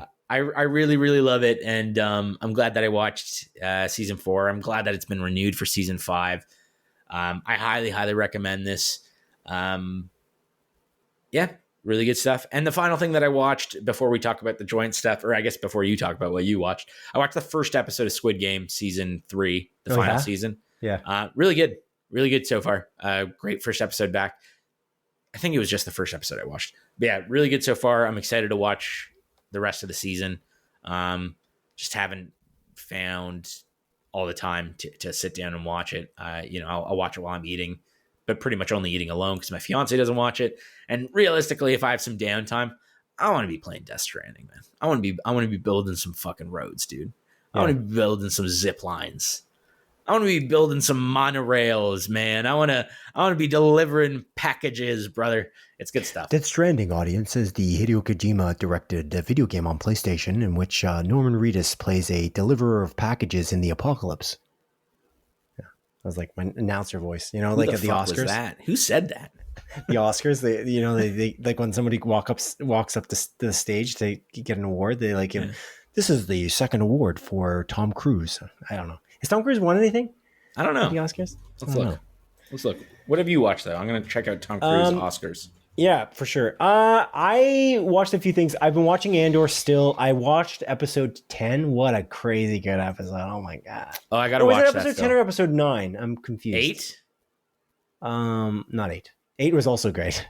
Dude, also. that's the last episode I watched. I gotta get back. Oh, I'm ahead of you. Yeah. Oh, there's an episode of the Senate. No, I haven't watched that yet. That is like literally. So I'm like, this is like really ramping up here. I only have 3 episodes left. No, I watched 9. Sorry, I've got 10, 11, 12 left. Okay. So it's crazy good. Yeah, then you're 1 episode ahead of me. Because episode 8 was fucking nuts, dude. Oh, no, I know what you're talking about. That episode was crazy. And then the next episode, yeah, I don't want to reveal anything. It's so good. Yeah, you're right. 8 is really crazy good. It's like, this show is like, this is my favorite show of the year for sure that I've watched this year. I'm like savoring every moment of it, and I'm taking advantage of it, watching playing my Star Wars Outlaws on PlayStation, and like really, like, I don't know, I'm going to be really sad when it's over, because I just want more Star Wars content like this, like taking unique big swings, making like actual statements, and like making these characters complete. Speaking of 3-dimensional characters, like come on, like this is just good storytelling. Again, forget it. Like if an audience member is listening to me, that you're like, yeah, I'm sure this is good. Oh, you nerd, you're watching Star Wars. This is just literally great TV. It is. I'm hoping it really gets some awards love for the Emmys. I'm really hoping it does, but we'll see. I don't know. I guess we'll find out. Maybe they'll get typecast as not awards worthy because it's Star Wars. But I really do think it deserves a win. I would lose it. I would lose it. Interesting thing, again, connected to Andor, there's like a rumor going around that Adria, like Ariona, who plays Bix, that she is apparently, again, big rumor, might be Wonder Woman in the DCU. Yeah, but I think it was basically dispelled by James Gunn. Oh. I don't know. He's like, yeah, she would be a good Wonder Woman. He said on social media. I feel like that makes it seem like she's not it. They didn't cast it yet, so like she might be, but I feel like that's like a ways out. So it's like that. Yeah, she could be great because Adria Ariona is she's in a James Gunn movie. That was one of the first big movies she was in. Mm-hmm. What's it called? The something project. It was like the experiment. No, Belko experiment. Yeah. She's in that. That was one of the big movies that she was in to start. Like that's almost the start of her career. And she says something like along the lines of like, "Oh, I love James Gunn because he gave me my start in some capacity."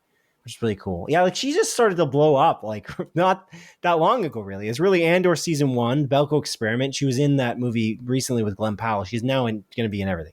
She's Did great. you watch Hitman with Glenn Powell and her? Hitman, yeah. Good. So good. Very good. That was a fucking sick movie. Pretty good stuff. Yeah. Anyway. What else you watch? So I also watched, I finished, and it was definitely season 2. I don't know why I said it was season 3 last time we recorded. But it was season 2 of Invincible. Very good. It's funny. I didn't really like the beginning of the season, and it felt like a slog for me to get through. I don't know why. Maybe it's just because, again, I watch so many shows with my fiance. This isn't one of them. And like I have to play. I'm either playing a game or I'm watching a show on the side. And the shows on the side just don't get a lot of love because my fiance just watches everything with me anyway, like all the big like major shows. And I just really like this show. I think it's really emotional. The characters, speaking of again 3-dimensional characters, again, this is really like. They're really like fleshed out characters, and they feel like these relationships between these characters, like Mark's relationship with his girlfriend at the time, it's like very like heartfelt. There's like tears, rolling down my face at times. It's pretty good. Like really well told. I also really love Seth Rogen's character, and I think Alan. Alan and J.K. Simmons is excellent as he always is in everything he's ever in. His voice is so, man. He's just like what a compelling dude, eh? He's just like he's gravitating. He's got such gravitas. He's great. He does. But yeah, that's awesome. And then I segued on purpose like this. I also watched another animated show on purpose because I wanted to get ready for Superman. And it's the first DCU property, James Gunn's first DCU property, Creature Commandos. Nice. Where every second character in the DCU is Sean Gunn. He does play 2 characters in that show, and he is... He's a character also, in the live action. What's his name? What's the guy's name? Maxwell Lord. Maxwell Lord, right. Who was played by Pedro Pascal in the other DC universe. Oh, yeah. Yeah. Oh, I Anyway, didn't watch that Wonder Woman movie. That was the Wonder I Woman. didn't either. Yeah, the second Wonder Woman movie. That looked, 1980. you know what's funny about that is that the trailers look really good for that, and then the reviews came out, and then it was not good, and then I watch it. Pedro Pascal has been around, Like, it's crazy. In the last 10 years, he's just completely blown up. He's like entered the stratosphere. People love the guy so much. It's crazy. It's awesome. It's awesome. Good for him. But anyway, but he's no longer in the DCU. I'm so sorry. That was the DCEU. Yeah, whatever. Whatever. But yeah, Creature Commandos is excellent. Speaking of, again, really emotional storytelling, again, three-dimensional characters. Is everything we're going to talk about today have three-dimensional characters? No, is the answer to that question. Well, technically, yes. No. Because we watched one of these or both of these movies that we're going to talk about it with 3D glasses on. I would even hardly call that 3D. Is it really 3D? I don't know. That's a stretch. Creature Commandos is really good. It's got slick writing, really great music. I love the theme song. It was in my head for literally days as I was watching it slowly over time. Actually, I watched it pretty rapidly. Each of the characters, like the Commandos, the creature commandos, like the monsters that are a part of this team, run by Rick Flag Sr., who's then, first of all the actors who are like voicing roles in this animated TV show are literally going to have counterparts theoretically in the overall DCU live action. It's like, I love that tie-in. But the basic premise of this is it's just like the Suicide Squad, essentially, except they're monsters. There's monsters run by Rick Flag Sr. instead of Rick Flag Jr., who is played by, Joel Kinnaman. Thank you. Yeah. That was very useful. Joel Kinnaman, who's great. I love Joel Kinnaman. Yeah, anyway. And Rick Flag Sr., who's played by Frank Grillo, is also in Superman. He's in the trailer for Superman as well. The one thing, sorry to cut you off there. The one like thing him. that he doesn't have gray hair. Why don't? What's up with that? Yeah, why don't they dye his hair gray? I don't know. Yeah. I thought that was a bit weird. That's really the only thing. Yeah, and then the other thing is, like, I feel like he only wears the same thing every single episode of Creature Commandos, but he does go home and change at one point, like he would have. What is he, Mickey Mouse? Like, and then in Superman, he's not wearing that. I'm like, yeah, I think you would have worn that because your son also wore the same thing. What are you, like, a weird family attire? You all wear a uniform. It's strange. I thought that was weird that they just didn't make him wear it. And then when I saw him in the trailer, again, after watching Creature Commandos, I'm like, that's weird. Why isn't he wearing the yellow shirt? The yellow shirt's like an iconic Rick Flag Senior or Junior outfit. I don't know. That seems strange to me. But anyway, I'm curious to see how they tie in, again, these characters into the greater DCU. But I really think that the emotional storytelling, especially, is funny with Weasel. The Weasel episode was so literally heartfelt. The whole thing was heartfelt the whole way through because they do these like really great flashbacks in the 7 episodes of the TV show. Really bite-sized episodes. You know what I really like too? Sorry, I'm on a tangent. I feel like you want to jump in, but I'll just say this. These episodes are very short and they're the perfect length. And I love how short they are. Like 22 minutes is really, really, it's really easy to digest.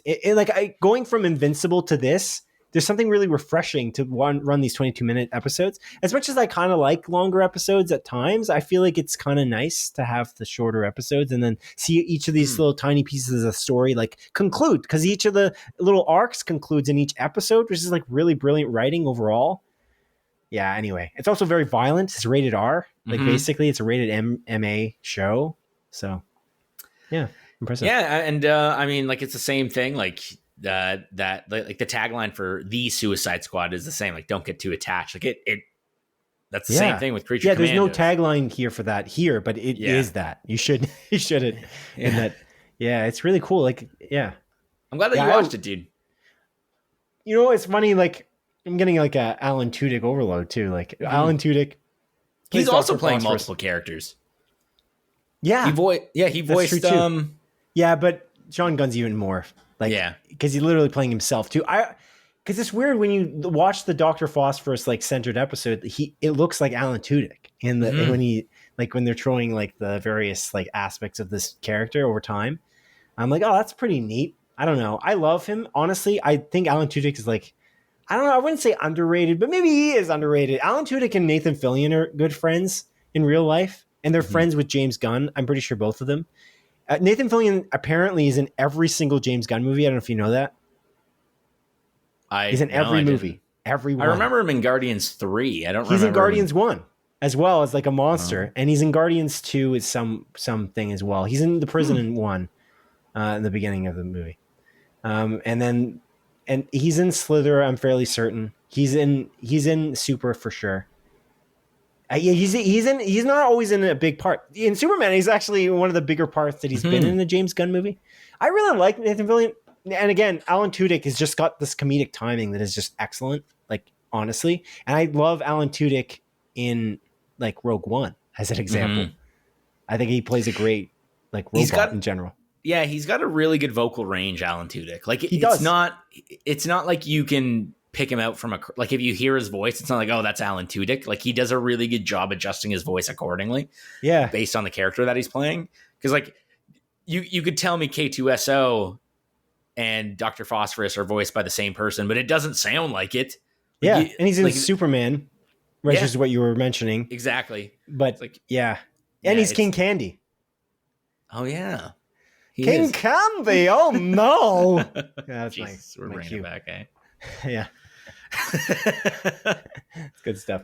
Cool. But no, I really like Alan Tudyk. Honestly, he's probably the actor that probably nobody knows that I like the most. Like that, it's like if I told someone like, "Oh, I really like Alan Tudyk," they'd be looking at me like, "What are you talking about?" And like, I like Brad Pitt. You know what I mean? Yeah, it's kind of the reaction. But yeah, I really like Bradley Pitt. And same with Nathan Fillion; they're both great. But anyway, really awesome and really good way to jump into Superman. Do you want to do Superman first, or do you want to do? Yeah. Okay, let's do Superman because we're on the topic. Let's just do. We're gonna. We can spoil it at a certain point. We're not going to spoil it here because we're not spoiling it, but we're going to do a lead into the spoiler cast that we will not have on this episode 114. Okay. But that the audience will see if they want to watch it separately. I do. Cool. I'll do it. We'll do it later on. But again, episode 114 of the podcast, the thing you're listening to now, audience, will not have spoilers. Do not worry. We do not spoil anything on this podcast except for things that are spoiled in the trailer because I think that's fair game. Yeah. But yeah, let's get on with it then. Superman. Let's take a closer look, Adrian, at Superman, the 2025 Superman, because there's another movie called Superman from years ago that this is not. But this is directed by James Gunn and written by James Gunn. And this guy's like a powerhouse. Honestly, man, speaking of like people we talked about that are really, inundated with work like Neil Druckman, this guy must be like, he's dealing with a lot of things, trying to run a universe, and then also writing and directing this movie. This stars David Cornsweet as Superman, who's not an unknown actor because he's in quite a few things, but he's mostly in side parts in a lot of the things he's in for the most part. But I think that David Cornsweet killed it. I think Rachel Brosnahan playing Lois Lane killed it. I think Nathan Fillion, speaking of Nathan Fillion, killed it. And he's in it a lot more than I expected him to be. But I don't know. I think like overall the cast is great. I think the tone is interesting. James Gunn recently said that this universe largely will be a different tone in every piece of like every property, whether it be the Lanterns TV show or another movie like the Supergirl movie going forward. So I'm super curious how things will go, because we've seen what happened to the MCU, and like the late game MCU after Endgame has kind of not been as steady going, and it was such a good roll. And I really personally, based on seeing this movie, I'm hoping that the rest of the DCU can follow this trend, because I really liked Superman. I thought it was excellent, and I recommend anyone who's interested remotely in Superman to go see this. But yeah, those are my kind of high level thoughts on it. Oh, I also love the fact that the Superman is such a square. I love it. I love the music choices. He's just like it's great. Sorry, I'll throw it to you. What did you think overall? No, man. Yeah, like I agree with everything you said. I think the cast is phenomenal. I want to shout out, because you didn't mention him. I might be mispronouncing his name, Eddie Gathegi. I don't know how you pronounce his name. I'm probably saying it wrong. But he plays Mr. Terrific in this movie. Oh, yeah. I think he's the standout, actually. He was my favorite character in this movie, funnily enough. I think he adds, like, there's this cool factor with him, but also adds a lot of comedy throughout the movie. I only know this guy from or at least like from what I remember him from was he's in X-Men First Class. He's like one of the kids in X-Men First Class. So it's kind of crazy to see him come back, I guess, like 15 years later, 14, 13 years later, and now the DCU and playing this like major role in the Superman movie. Really good. Isabella Merced also in it as Hawk Girl. Yeah. Again, we talked about her quite a bit because of Last of Us season 2. But Eddie Gattegi, I think you pronounce it. I'm pretty sure that's how you pronounce his name. But he's in For All Mankind in a pretty huge role. And he's excellent in it. Excellent. I've seen him in something else before that as well, but that's the most prominent role because that's many episodes. Any TV show really that you see, like Jeremy Allen White, I feel like I know really well now because we've seen so many episodes with him. Same with like Diego Luna. Like I don't see Diego Luna in that many things, but then you see him in like that many episodes of Andor, and it's crazy to think that Diego Luna is in Star Wars more than Harrison Ford. You know what I'm saying? Kind of crazy. Whoa, yeah, that's a good point. And Mark Hamill, to be fair. Oh, it's just if you're on a TV show for that many hours, you're technically in the show. You're in the universe more. Yeah, it's just the way it works. But yeah, I don't know. This movie's really good. I think it has a very balanced tone as well. Like it's not like a ha-ha comedy, but there's a lot of jokes spread out throughout. It's not dark and dire like the Zack Snyder movies, which again, certainly not. Like I love Batman v Superman. I think it's great. I like Man of Steel. I like Zack Snyder's Justice League, but like this is very different in tone. So if that's what you're hoping for, you're not going to get it. Simply put, but there are dark moments. It's not like I think James Gunn is a master of balancing tone in his movies. Guardians 3, I think, is actually his best example of that, where it can be very sad, but also very funny and very heartfelt. Yes. And I personally think this is a little bit of a regression in comparison to Guardians 3.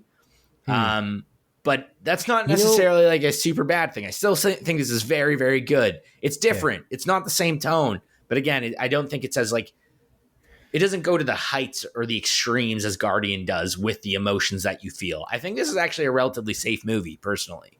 It does a lot of interesting things, but it, funnily enough, kind of follows the original Marvel formula where the hero fights a very similar villain to them at the end. And that's kind of part of the Marvel formula, though, is that you yeah, actually, yeah. No, it is. Yeah. It's funny. The movie overall is kind of Marvel formula. And they don't do like an origin story, which is cool. Like this starts right away. You know that right from the get-go, which is cool.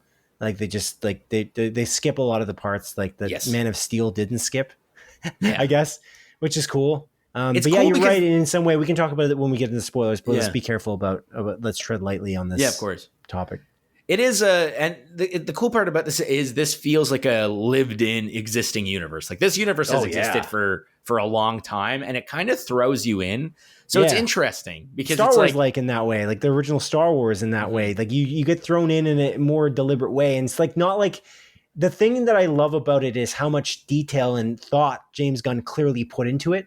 And one of the things that I think represents this the most is what MCU is screwing up the most is the power metrics. Figuring out where one hero or one character or one monster is more powerful than the other heroes in the list. Figuring out where their powers come from, trying to define those elements of what makes characters fighting each other, one would win over the other. That is super important, and I don't think they failed at all in this. And I think that's a detail orientation that James Gunn brings to this.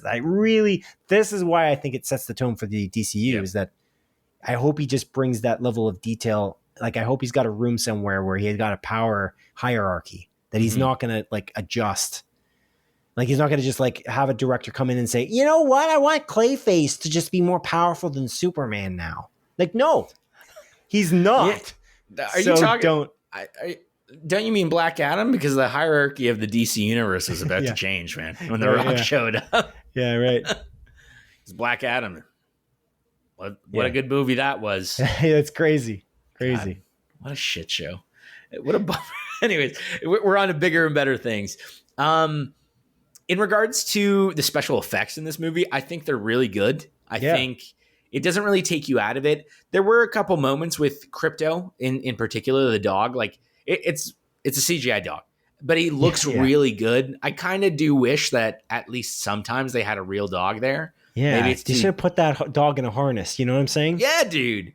Just fucking do that. Make this cute dog, because there's a lot of cute scenes with, it's in the trailer, but like Crypto lying on Superman and like looking at his face. I'm like, this is really cute, but I kind of wish it was just a real dog.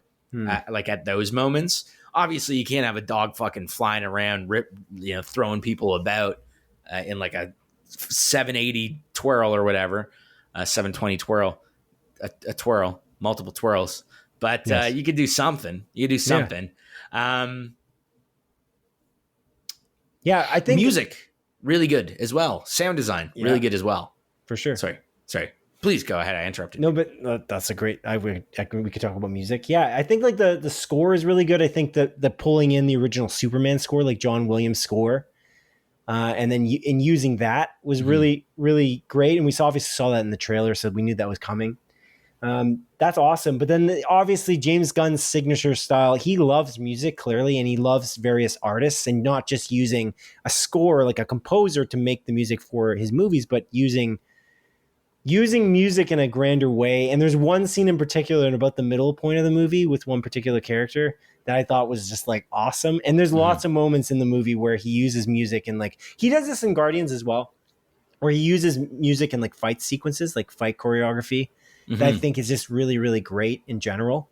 And it, like the deep cut choices he makes to songs he chooses, or the bands he references in the movie, in his movies in general, are really great. And they make these songs popular, as it has with Guardians, certainly over the years, like with Volume 1, especially, like how like Hooked on a Feeling is such a song that everyone like thinks about more than I had ever heard before that movie came out. There's no way that was as popular as it was. Maybe it was popular back then when it came out in the 80s, but not like now. It's again, it got a resurgence in a way. It's almost like when Stranger Things had that On a Hill song. Running up that hill. Running up that hill.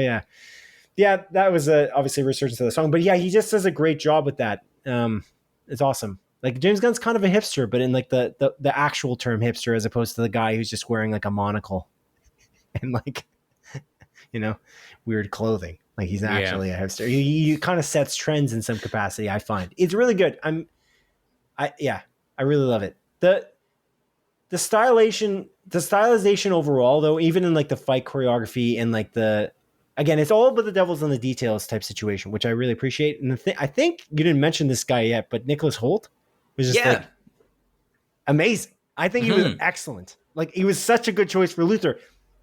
One of the great things about this as well is like Lex Luthor is such an intelligent character. I'll just leave it at that. Like I think that James Gunn knows what these characters are about, and he understands them in a fundamental way. And that's what makes this work in a superhero movie. This is like almost the number one thing that Marvel needs to get right now, and they're failing.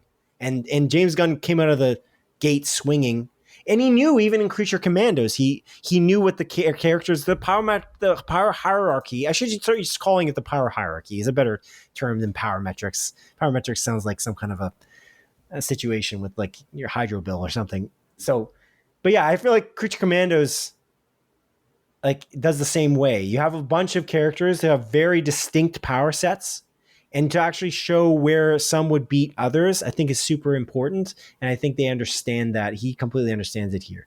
But yeah, I think overall, what you were saying before about James Gunn having like always bringing heart to his movies, this is exactly what he did here. And I think, again, the way David Cornsweet plays this character in such he's kind of a, I don't know. He's a pretty straight dude. He's got like not straight as in like. Well, I mean, he is straight sexually as well. His could chemistry. Be a spoiler. Cool yourself. What do you mean? In the trailers, they're making out, dude. Him and Rachel Brosnahan. You never know. He could be bi. That's you don't true. know. Yeah, there is actually a scene where. Never mind. I don't want to talk about it. Yeah. Right. But yeah. Okay. Cool. Anything else you want to add before we slip into spoilers for a brief time? Yeah, I mean, again, like I just briefly touched on it. Split. I gotta stop doing that. Slip into spoilers only for the people watching Videos. the closer look. But yeah, we're not going to spoil it here. Again, David Cornsweet and Rachel Brosnahan, their chemistry was palpable. I thought they really great how well they play off each other. There's like this. Their relationship in the movie seems like a real relationship. It's complicated. It's not all roses. But there's I want to see more of them, though. Maybe that's my criticism of that. I don't want to get into. I don't want to get into too much because that's a spoiler conversation. Yeah. But you're right. That was really great. They're awesome. Their chemistry is fantastic. It's terrific. I think they do good stuff. I think Jimmy Olsen as a character in this movie, I don't think we see much of him in the trailer. He's played by Skylar Gisondo. I haven't seen this guy in too many things. Like I think most recently I saw him in the video game The Quarry, made by like Supermassive. Right. Like I think he's like one of the characters in that. But I like Jimmy Olsen's like portrayal in this. I'm not a huge Superman guy. I'll be honest with you. Like I never even watched like the original Christopher Reeve movies. I don't think. Maybe in passing. I've watched a few episodes of Smallville here and there, but again, like I'm not much of a comic book reader in regards to that. But I think this was a really great jumping off point for this DC universe. It gets me excited about more to come, and yeah, man, this is awesome. If this is how the DCU starts, I'm curious to see where it's going to go. I liked it. I liked it a lot. I think this was really good. But let's move on now, Adrian. Jurassic World Rebirth, Simon. Dinos coming together. Yeah. The D-Rex, baby. Yeah, the Dur-Rex, am I right? Dur-Rex, fucking big-ass head looking ass motherfucker. The goddamn, the thing from Star Wars looking ass thing. Rancor, yeah. Rancor, dude. It's very Star Wars coded in some aspects. There's a lot of references in this film, like Jurassic World Rebirth. Yeah. Did you say Jurassic World Rebirth? I did, yeah. I just had to remember if I did. So I just wanted to thought reiterate you did, but then you look like you were confused. So I was like, okay, good. Yeah, Jurassic World Rebirth. It's very referential. And I think Gareth Edwards, the director, he references a lot of old Jurassic Park movies. Yeah. In the process Godzilla of making movies this as well. Sure. I mean, this movie, I just give a brief description. It takes place after Jurassic World Dominion. Mm-hmm. The world is already filled with dinosaurs. Essentially, but not really because it's not really done well. It's the opposite of Superman in that regard, and like they didn't understand the world building assignment. Well, they understood it. They just wrote a line of dialogue at the start of the movie to retcon what happened at the end of the last movie. But they never did it well, though. Let's be real. Dominion is the greatest. That's the greatest sin of Dominion, actually. That's the greatest problem in Jurassic World. Big. What was it? Big cicadas or whatever. What were those things? Locusts. I don't know. Locusts are taking over the planet. Not dinosaurs, just big bugs. Anyway, the premise of this is that Scarlett Johansson's mercenary character is going on a journey, and she's assembling a dude played by a rich dude played by Rupert Friend is assembling a team that includes Scarlett Johansson, who's a mercenary, and they're going to go with a big heart because she's a good mercenary. Sure. And they're going to go on a journey back to one of the islands of some sort that has dinosaurs on it to get certain samples. That's basically the premise. So there's multiple islands in the Jurassic Park universe, right? So there's Jurassic Park 1, which is the first island, right? Yeah. Then there's Jurassic Park 2, which is another island or the same island as the first Jurassic. No, another island, right? Where they take the dinos off it. And then in Jurassic Park 3, that's either the same island as 2 or a new island. And then in Jurassic World, it's just on the world. It's just regular town. Then Jurassic World Fallen Kingdom takes place on the first island of Jurassic Park or the second island from Jurassic Park 2 or 3. I don't remember. And then Dominion is just everywhere. And then this movie takes place on a new island. Dominion's everywhere, but not really. Let's be real. Yeah. It's the worst, the most lazy thing ever. Yeah. This series, I gotta say, very lazy. I love Jurassic Park. I think it's really well written. Yep. And I want to say, like, it's one of the great movies ever. When we left the movie, the Rebirth, you were trying to say this is fun, right? And it's like, it is. Yeah, but I don't I don't understand why we have to deal with mutual exclusives. Superman is fun and it's well written, though. So why can't we do both? Well, you can. Yeah. You can. You just chose not to. I read an article, read a headline of an article. Somebody who was writing, like, they're writing articles like, we have like 8 Jurassic Park movies. Do we need that? Do we need any more? Yeah. It's like, you do if you write it well. That's it. That's all I ask for it. The plot is king. Just write the movie better. I am not a big fan of this movie. I'm just going to say it out of the gate, but I don't dislike it. I don't think it's terrible. I don't think I wasted my time. I enjoyed myself watching it, but I'm disappointed that they couldn't take. Why is it so hard to just? You know what's crazy about this? This is the craziest part. Tell me. This movie is written by the friggin' original Jurassic Park writer, David Koepp. Oh, really? Yeah. I don't even know that. That's the strangest thing. He's gotten worse with his age, dude. Well, if you look at his track record, it's not flawless. There's some missteps in there. Anyway, I don't know. I just that's my high level thoughts, I guess. It's just that's the premise is they're going back to one of the islands and they're gonna collect samples. This is a new island that they've never been to in any of the movies, Simon. It's an island with dinosaurs on it, whatever. Yeah, but this island they've been experimenting. Island. Yeah, I know. It's a testing island. Yeah, it's good. So they only experimented on one. No, dude, they experimented on a bunch. They got raptors with wings. They're barely. They got wing raptors, dude, that are like part pterodactyl, part raptor. It's weak. Okay, they got sure. No, don't spoil any of the dinosaurs here. Let's just we're not spoiling this film. But yeah, I guess that's I don't know what there is to really spoil, but I don't remember the trailers. I feel like they showed a lot of the big action set pieces. I guess I will say this: like the team they assemble, Rupert Friend is the billionaire dude. They get Scarlett Johansson as a mercenary person who's got a team of people that she likes, namely Mahershala Ali's character, who's a mercenary with a heart of gold, and they all have hearts of gold. Nah, some of them don't. And then except for Ed Skrein. You can kind of guess which ones might, not live as long. Yeah. No, yeah. Every character that's not a main character, you can just assume will pass away.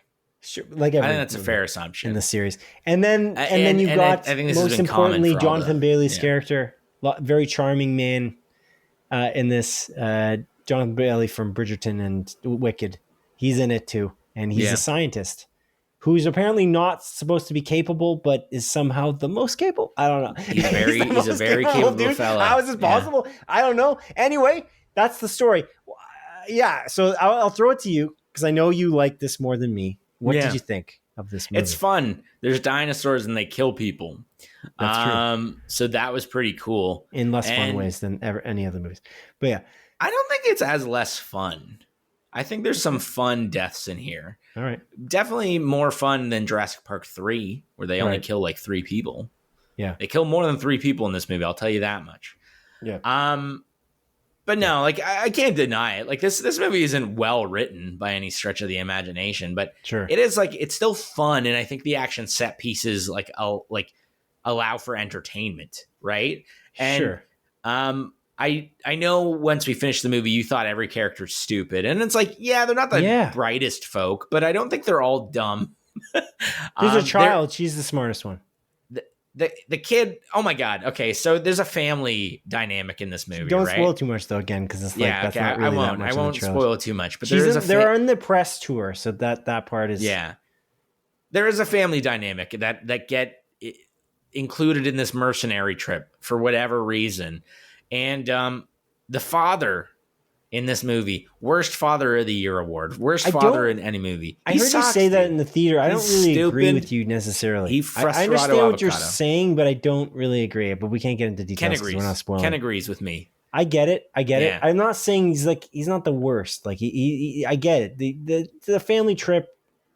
I know what you're talking about, but I feel like he sucks. Sure, if you say so. I don't agree. I don't completely agree. I don't not completely. I'm half and half on that. I understand what you're saying, but okay. I'll say this: Scarlett Johansson's character is maybe the most disappointing. I really do think that, and I watched the scene again that I referenced in the theater when we left, There's a scene in which she's shooting a rifle. Yeah. She's a mercenary, so that's really not a spoiler. In the beginning of the movie, basically.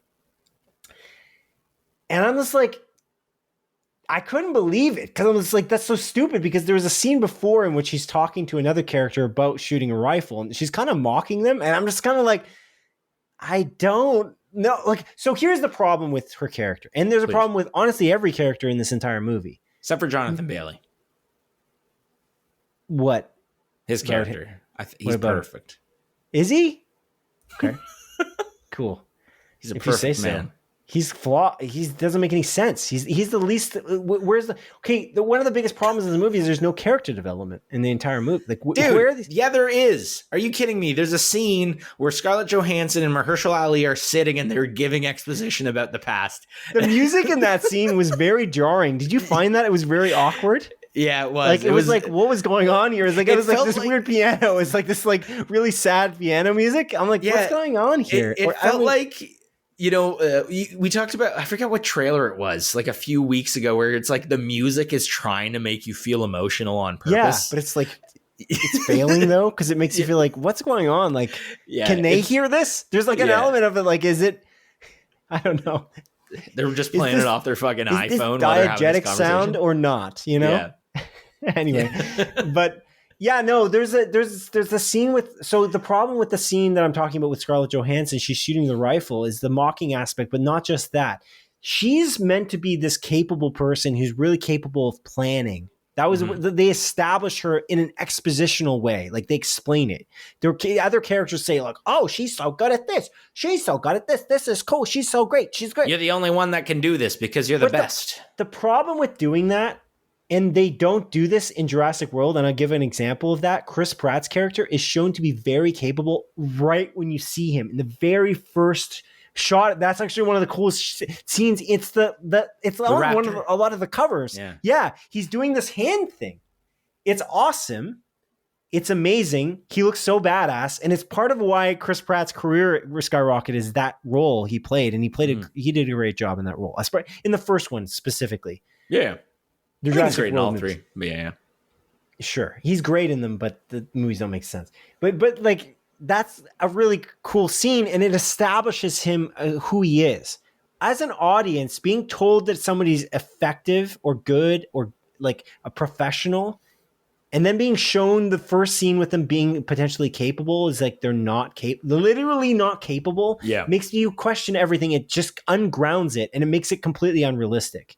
You can't trust anything at that point. It's very tell and not but show. I don't believe it. It doesn't matter what you tell or don't show. I don't believe it. And the thing is that there's other moments where they explain like her backstory and like again that sad scene, and they're like, oh, and there's been this bad mission that she was on, and it was like bad, and then she's just like, I'm like, is she good at all? Like where is she being good? Like I don't understand that. Nowhere. It makes no sense. I really dislike that. And it's like it's not Scarlett Johansson's fault at all.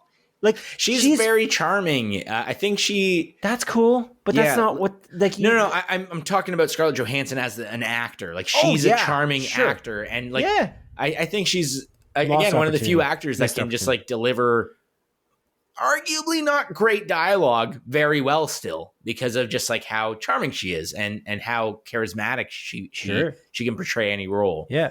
I don't think. I genuinely believe this movie would have been worse if you casted another actor that was not as highly skilled as she was in that exact same role. Yeah. I think it would take you out of it a little bit fair, more. I guess. There's also a problem with like the characters don't react like human beings and like people are dying around them. Again, a great example of this. Jurassic World and Jurassic Park have a perfect formula. They follow this idea of like the beginning of Jurassic Park. It starts with these characters are all disarmed. They're like, everything's safe. Of course it's safe. If it wasn't safe, they wouldn't have opened the park. There's this aspect of like, and then there's this like, speaking of charming, everyone's being charmed by the park. It's like the spectacle, no expense spared. It's just this like really fantastical place that everyone loves. And nobody thinks it's really a horror movie until shit hits the fan. And that's the beautiful thing about Jurassic Park is it's like that. This movie doesn't start that way. It starts in a weird ass way where they're like, and then the characters never really, there's no trauma, and I don't know what's going on. It makes shit. Oh my goodness, are you okay? Mike, I'm so sorry. Hopefully it didn't make a loud noise. There's trauma for the scene that takes place after someone dying, but never. But it's so short-lived, and then that's they're what like I mean. buddying it up. It's one scene. It's like, oh nonsense. my God, I just lost one of my good friends that I'm literally never going to reference after this one conversation we have about them. It's just the pacing makes no sense because of that. It's just not. I know that they're trying to pace the movie better in an action to like, but what Jurassic Park does really well is the sense of wonder, and I don't think they brought the sense of wonder. They were trying to go for the horror elements in like a more like, I guess, even way across the movie, and I'm not sure that that's really useful. I just don't think it's realistic in any capacity. It's probably the worst one I've seen for Jurassic Park. I'm not sure. Maybe not. Maybe not. I didn't love Fallen Kingdom either. The problem is it's just it's still entertaining though. I was entertained. So like when you hear my score at the end, you might be surprised to hear what it is because I was entertained. I enjoyed it because in some way it nails the tone a little bit. It almost reminds me a little bit of like the Meg 2. Specifically, not the Meg 2. I gotta watch Meg 2.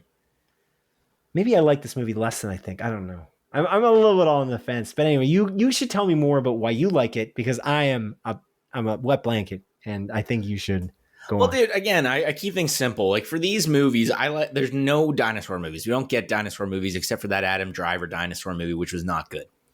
And even that, there wasn't enough dinosaur action and dinosaurs killing people, right? Sure. So this movie, you have a larger cast of characters compared to like Jurassic Park 3 as an example, where you can now kill more of these characters in a not necessarily unique way, but like in a fun way where a dinosaur is going to fuck shit up, right?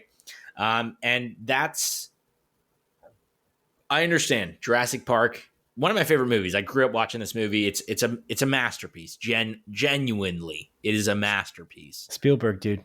He's got the magic. But to be fair, Spielberg directed Jurassic Park 2, like The Lost World, and that's not that great of a movie. Like that's one of my least favorite Jurassic Park movies, right? So it's like, maybe he had the magic for that first one. I mean, like Spielberg's an amazing director. Yeah, like let's be real. But I mean, like calm yourself. He's not the Don't magic. Don't get out of hand. I'm just saying he's not the magic sauce that made every Jurassic Park movie amazing because again, he directed the second one, which is arguably my least favorite. Yeah. And again, for me, it's like, I just want to see dinosaurs fucking shit up in fun ways. There's really, and like, again, this movie is entertainment. It's not, is it good? Like from a writing perspective, dialogue perspective? No, dude, like it's simply not like, and I can acknowledge that, but was I having a really good time throughout the entire movie? Was I tensed up at moments with the dinosaurs chasing the people? The scene with the river, like the boat. There's a brief thing in the trailer where they're on an inflatable boat and the T-Rex is chasing them. Brilliant. There's awesome moments in this movie. These awesome set pieces, right? Mm-hmm. And I think that's what makes this movie just like a really great time and very enjoyable. And it's like, as long as you hit like this sort of bar where it's fun, and I know we should have like good. Better balanced movie with good dialogue, well written, just do it. Also fun. But like, if we're still hitting that fun meter, entertainment meter, dude, fuck it, whatever. Who cares? I'm in it. I'm in it to enjoy it. It's a popcorn flick, and it's like I'll have a good time with it. You can have a popcorn flick. Like Superman's a popcorn flick. I know. I ate an entire fucking bag of large popcorn watching this Superman. It's movie. Well written. Yeah. Like, it's good in every way. I'm just saying different strokes for different folks. You know what I mean? Your this movie's better than freaking Jurassic World Rebirth is better than... Well, first of all, why is it called Jurassic World Rebirth? Look, what are you doing? Yeah, I don't know. What the frick are you doing? The name makes no sense. Yeah. Doesn't mean nothing. This movie's just a snackier Kong Skull Island with bad writing. That's what this is. That's actually a good comparison. And lots of snacks. Lots of snacks. The product placement in this movie is unbelievable. It's so often. Slight spoiler for literally the start of the movie. A Snickers bar causes a big fiasco on this island. A Snickers wrapper. Right. Yeah, I guess bad product placement for Snickers. You shouldn't eat Snickers at a work site, or else dinosaurs will come loose and kill everyone. I think though, the message was like the Snickers was already gone, and the dinosaur was hungry, and you're not yourself when you're hungry. Yeah, good point. Yeah, good stuff, man. Good stuff. It was eaten. It was eaten, and then the dinosaur was like, "What? Nothing for me?" And then shit hit the fan. Yeah. To talk about the only negative that I have about this movie, Simon. Yeah, I'm being facetious, but I think the scale of this movie, in particular with the Dur-Rex that they introduce at the start of the movie, and they have a big thing at the end of the movie. Spoiler: it's about the penis. Got a big penis. No, I'm kidding. It is. This is a PG-13 movie. Huge cock, dude. Fucking swinging around. That's actually how one of the characters die. He gets hit by the D-Rex's big D, dude. No. But in reality, well, not in reality. In this movie's reality, the D-Rex can change height dramatically. He's like as tall as the scale is off with the D-Rex in particular. Right. Especially at the end. Even at the start, it's like, how big is this door? How big is this monster in this confined area? And at the end, it's like it's super high, can be as tall as I don't know, how high a helicopter will fly at a certain point, but also be kind of low. Has weird little arms. Yeah, I don't like the end of the movie that much. I think that's one of the weakest parts of it. No spoilers. Careful. Yeah, not going to spoil it. But I don't really love the end of the movie. But who cares? Whatever. It's about the ride. Right. This is a perfect example of a theme park film, I guess. Yeah, dude. Exactly. I guess. This is what I would call a theme park film. A movie that's badly written and is kind of fun to watch. Mm-hmm. Like the Meg 2. Yeah. Yeah. I mean, this is better than Captain Falcon. Yeah. Because that movie wasn't even that fun. That's the issue with it. That's a mess. Yeah, that movie sucked. I don't get it. I don't get it. Yeah, dude. All right. Cool. What do you rate this movie? I'm curious, actually. Okay, yeah, we should just move on, I guess. Oh, do you have more to say? No. If you have more to say, please. I don't. I'm just looking at my notes just to make sure I didn't miss anything. I think I captured everything. Okay. I wanted there's just some weird shit in it. It's the Rebirth thing is so weird. Scarlett Johansson's character not being established as actually effective is so strange. The snacks placement is so weird, so strange. The Star Wars weird references that don't make any sense that are so again very weird. It's just again, and even the family. The funny thing about the family is that they're kind of the most entertaining part of the movie in some capacity. I found that the family dynamic was actually quite funny because there's these conversations with the you didn't like that. Okay. I don't know. I don't like the family dynamic just because of the dad. I think the dad sucks. He's annoying, but I do think not really annoying. I don't really know. He sucks a little bit because he made it one decision that doesn't make multiple decisions. No. Yeah, dude. No, it's multiple. He's a human. He reminds me of a human being. They're the most realistic out of everyone potentially, but then there's still a lack of trauma. Again, there's a lack of trauma across the board. No one has any trauma. Jonathan Bailey's character is a freaking superhero. At one point he did a roll. He jumped and rolled on the ground like he did parkour. Yeah, he did parkour. No, they established that. He says a line of dialogue how one of his best friends died when he was a kid while they were doing parkour together. It was like that. Didn't. No, he didn't. No, but you believed it for a split second. I did because I'm like that would make sense. At least that would make sense. How they established his character arc. I like, to be fair, I like Mahershala Ali as well. We didn't really talk about him. I love him. He's a great actor. He's great in everything. I hope they make the Blade movie. He deserves it, and I think he would be great as Blade. Amazing. I'd rather see a Blade movie with Mahershala Ali than this movie. Mm-hmm. But alas, I wouldn't. What? Okay, you rate it.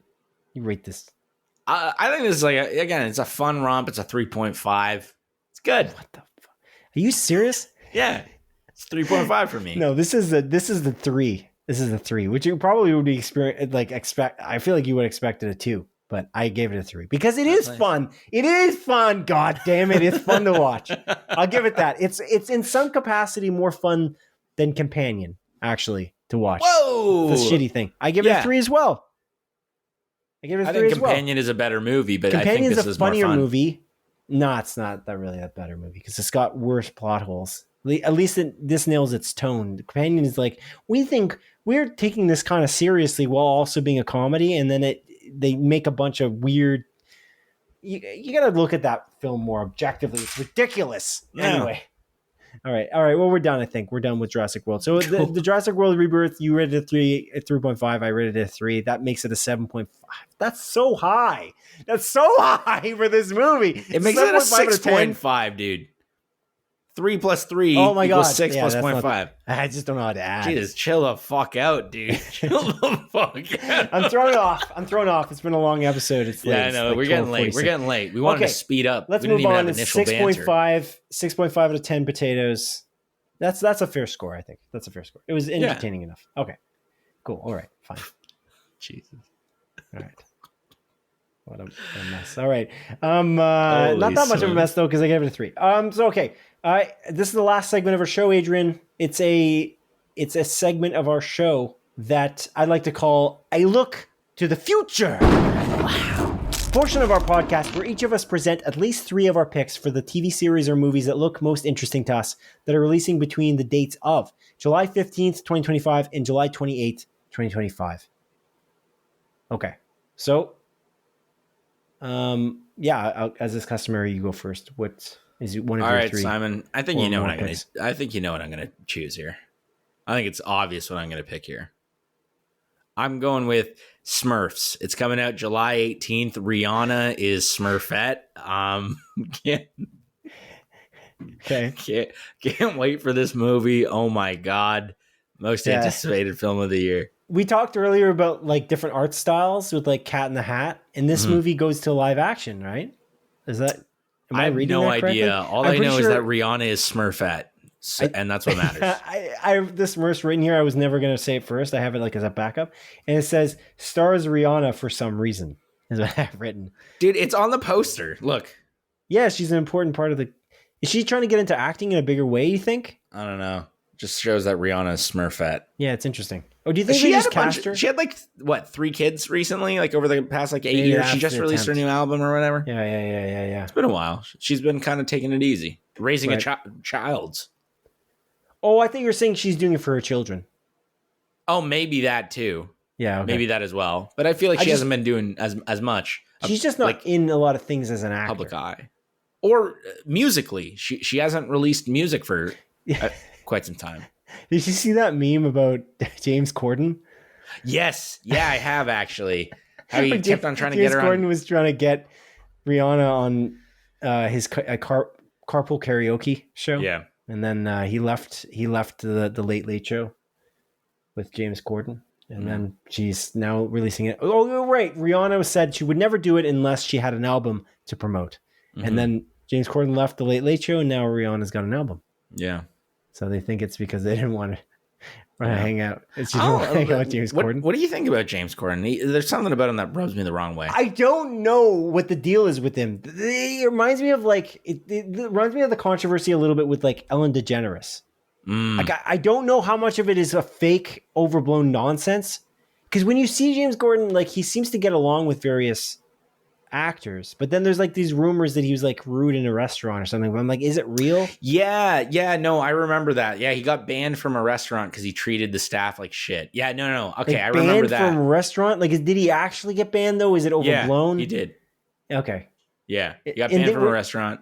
Did he do something wrong, or maybe there's somebody else? Maybe they just did something to him, and then it got... No, it was him specifically because the rest. I literally watched a video on this like within the past like few months. Funnily enough, it was like a YouTube creator. He was talking about the death of late night TV, Eddie Burback, and he did like it's not dead. He was just talking about like a bunch of the like late night TV hosts. And Sure. he was talking about James Corden specifically Yeah. in one segment. And he was talking about like how James Corden kind of sucks because of literally like he got banned from a restaurant. The restaurant owner literally posted online saying that he would never let this guy in, that he treated people like shit. Right. And then there was like a lot of things that I think him and Stephen Colbert or Seth Meyers, they were like sitting down and having a conversation, and they asked James Corden like, okay, like if you don't mind, just name your 3 cameramen here. It's like, say their names. And then he wasn't able to say their names. Like he or whatever. Oh. So I think there was really like they were humiliating him on camera. They humiliated Corden on camera. Yeah, like it was like during Corden's show, actually. Like I think it was Stephen Colbert, and they were like asking each other random questions. And Stephen Colbert, I'm pretty sure it was Stephen Colbert.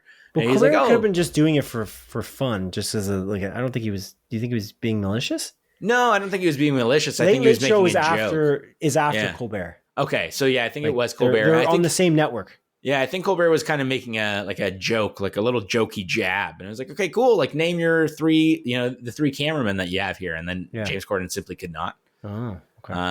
I think there's there's a lot of background noise, but it's interesting. I didn't like James Corden before then. There was something about him that rubbed me the wrong way. It's kind of like Jay Baruchel to me. Like I mentioned this like a couple weeks ago. I have nothing against Jay Baruchel, but there's something about Jay Baruchel that just rubs me the wrong way. I like look at him, I'm like, I don't know. I don't have anyone like that, but I would say I don't know. I have no idea. I just don't know. I don't know James Corden. I watched some of the Late Late Show because I really like Craig Ferguson, and he replaced him. Yeah. And the coolest thing that he did was in the beginning of the show, they didn't have a set. I don't know how that's even possible because they did the first episode on the set that they had for the Late Late Show, and the second episode was literally in some guy's house. I thought that was the coolest. I don't know if it was a marketing ploy or they lost the set or something happened. They literally had it's Beck, right? The artist. Yeah. I was thinking I got you on the brain here. Yeah. But yeah, it was Beck. Beck, the artist, was who I like. So I don't know why me. That's so stupid. Beck, whom I like. So I don't know how I forgot that. It is late at night, and we're almost 1 a.m. here. But yeah, Beck.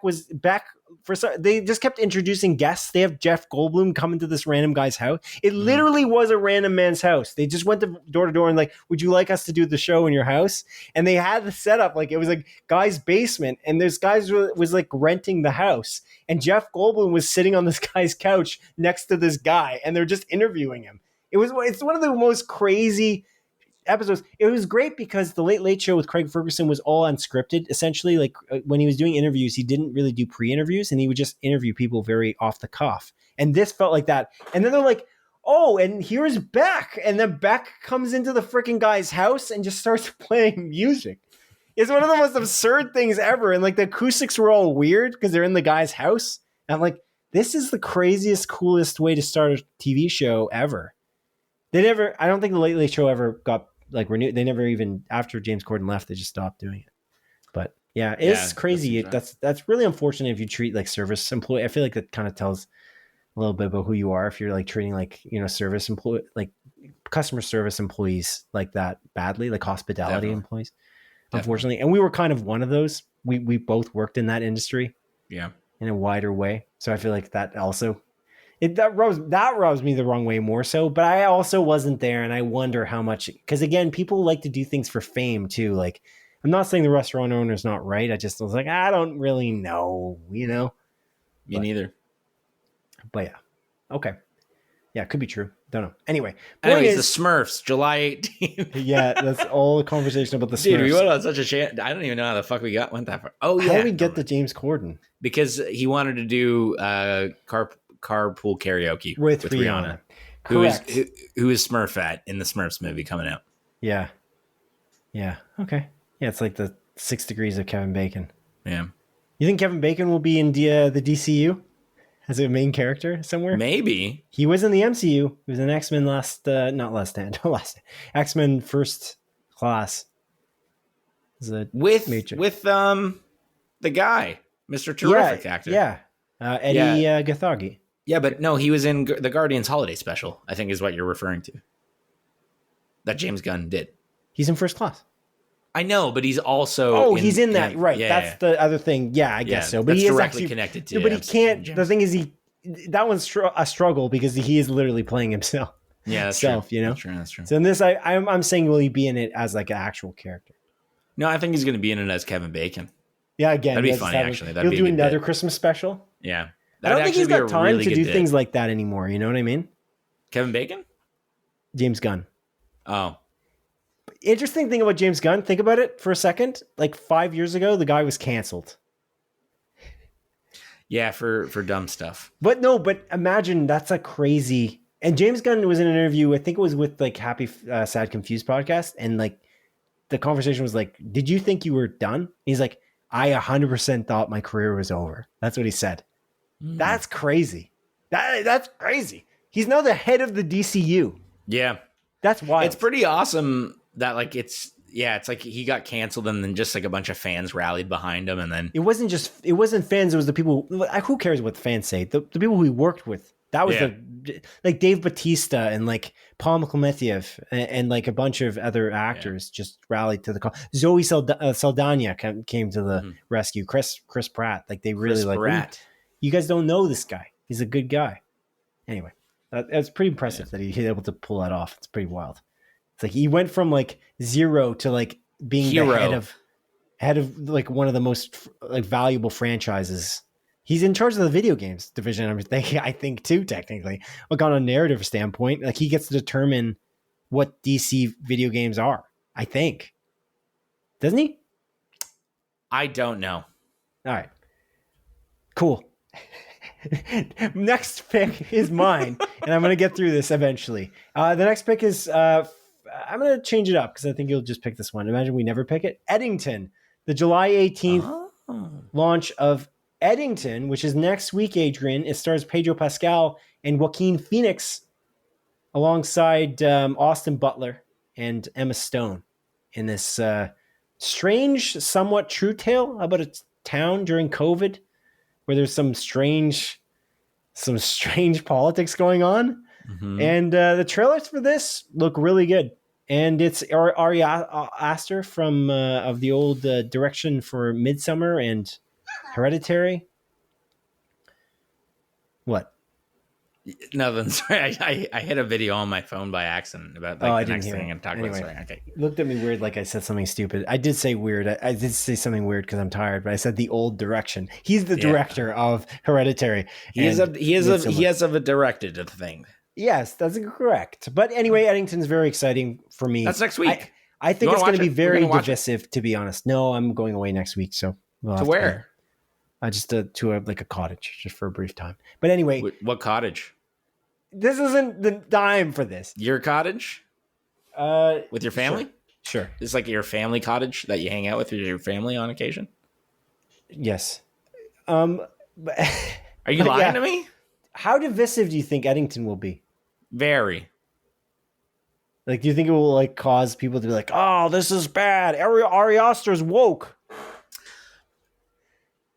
Probably. He's a woke director. Because people are annoying. Yeah. But I don't know. I think everyone is. I think all the woke crowd right now is so focused on all the shit that Trump is doing with like Epstein and causing a war and everything that they're too busy being mad at each other. The anti-woke crowd. You mean the anti-woke crowd? Oh, sorry. Yeah, the anti-woke crowd. They're too busy being mad at each other to focus on anything. The Epstein list apparently doesn't exist anymore. Wow. Why are we talking about the Epstein list? We've been talking about this guy forever. Did you like see some of like the hypocrisy of like how like JD Vance like in 2021 was like, yes, how can we not? Of course. Why is no journalist? There's no journalist worth their salt. They're gonna not look into this. And now it's just like it doesn't matter. They're fucking caricatures, dude. They're all so stupid. I don't know how JD Vance looks like as well. I still don't know how he looks like. I'm gonna hammer that point home. Crazy. I didn't send you that clip. There's a clip of like an actual news broadcaster about this guy who was going through like a checkpoint for like he was from like the Netherlands or something. Yeah, dude, I know about this. I know exactly about this. I gotta send you the clip though because it's a really good news broadcast. Like the actual like newscaster did a great job with the actual presentation. Imagine being, dude. But sorry, I should Not to give give- context. The guy was yeah. going through a checkpoint. If you want to look up the video, guy's going through a checkpoint, and he had it on his phone because they somehow check people's phones now. And they checked his phone, and there was a picture of JD Vance in a strange way where his face looks like a baby, essentially. And then he was told to go home. Like he literally got turned around and got sent back home. Stupid. That's Dude, we live in a reality right now where Tucker Carlson, the most punchable face in the world, is on the right side of history. What is happening, dude? Like, it's stupid. Well, he's not really on the right side of history. He's on the right side of history. He's on the right side of right like now. One thing, okay? He's like very pro-Russia, like ongoing pro-Russia. Let's not get too political. This is not a political podcast, all right? Yeah, fair. Touche. I don't know about calling him the right side of history, but alas, I'm sure people listening to this might like him. So he's great. Anyway, yes. Punchable. Cool. face. I'll go up next. Okay, you know exactly what I'm going to say, Simon. You know what I'm going for. It's coming up. It's Happy Gilmore My 2. Melody and Kuromi. It's What is that one? It's the Sanrio series. It's coming out on Netflix. It's a stop motion, like animated thing about My Melody and Kuromi. I don't even have that here. It looks really cute. Looks really cute man. and really fun. Cool. And So I don't know. Did you watch Pokemon Concierge? No. That came out like a couple years ago. Really good. It's a super cute Pokemon stop motion animated series. Cool. Adorable. And this seems like to be in a very similar style. I might actually watch this. My fiance really loves like the Sanrio stuff. She thinks it's very cute. And When did this you say it was honestly coming looks out? adorable. Sorry, you might have already said it. July 24th. Okay. So cool. Yeah. Anyways, sweet. That's it. That's all. You're up next. The next one is one that you probably did predict for sure. It's Sandman Season 2, Adrian. It comes out on July 24th, the same day as as the thing you just talked about. On Isn't Netflix. it already out, Sandman? No, it's Season 2 is July 24th, isn't it? Am I wrong? No, it's already out, dude. It already began. Maybe the second half of it, but it's out. Season 2. The first 6 episodes, at least, are out on Netflix right now. There's on the 24th, there are maybe the final 6 Volume episodes? 2, yeah. There's the final 5 yeah. episodes of Volume 2 for Sandman. For sure. July 24th. Cool. When in the first? Oh, July 3rd. Okay, cool. We never talked about it before, so I thought it was a good thing to bring up. Because like, there's also that controversy. I wonder how well it's doing. With Neil Gaiman? Yeah. Yeah, it's pretty apparent stuff that he's being accused of. I don't know how accurate it is. I don't want to discuss it just because I don't know enough about it. Yeah, if any of it's true. Yeah. But yeah, it's good that they didn't cancel the show because there's a lot of people who worked on that. I mean, they did because it's done after the season. But they didn't like end cut it. Okay, season 2. enough. Like, you know what? We're halfway through filming. It's over. Yeah, because they talked about this like last year, right? Mm-hmm. This Neil Gaiman controversy. Anyway, okay, your pick is next. Cool. Your pick is next. Awesome, Simon. Okay, so you obviously know what I'm going to pick here. There's no denying my next choice. It's so clearly obvious. You literally won't even see it not it's your coming. Last choice? It's your last choice? Yeah, it's my last choice. I only have 3 choices, dude. Well, you don't have to do 3. Remember, we have that rule. Yeah, okay, that's true. You can do but it is my last choice. Minimum. Okay. It's actually the Clueless 30th anniversary. It's coming back to theaters July 18th. No, you can't do that. That one you can't do. You did Ma. It was an accident. I don't know why I didn't think that movie came out yet. The Octavia Spencer starring Ma. Yeah. Look, man. She holds a gun in a very compelling way. It got me. Yeah. I made a sticker out of that. I like it. I send it on occasion. iMessage sticker. Yeah, good stuff. Yeah. Anyway, what's the next one? It's I Know What You Did Last Summer. It's the requel. Yeah, I'm surprised you didn't do this one yet. Yeah. Yeah, this is coming out July 18th. I only watched the first I Know What You Did Last Summer. Right. And I know there was that. I Still Know What You Did Last Summer. And I know there was an Amazon series that was like 1 season with the same name. Right. Will this be good? I don't know. Will I watch it? Maybe. Yeah. That's it. That's all. Okay. What about you? That's all. Yeah. Okay. So the next one I'm going to pick here is the July 25th airing. You definitely know what this is. On July 25th, Happy Gilmore 2 comes out on Netflix. Dude, yeah, I knew you were going to say that one. I knew it. Yeah, Happy Gilmore 2. The Adam Sandler returns as the hockey player who becomes a golfer, who apparently in this one is kind of washed up and not good at golf anymore, and then becomes a better golfer, it seems like. But it's Workaholics director Mike Newacek. Directing. So that's cool. Yeah. Any more you want to add into the mix before we wrap it up? Yeah, sure. You know what?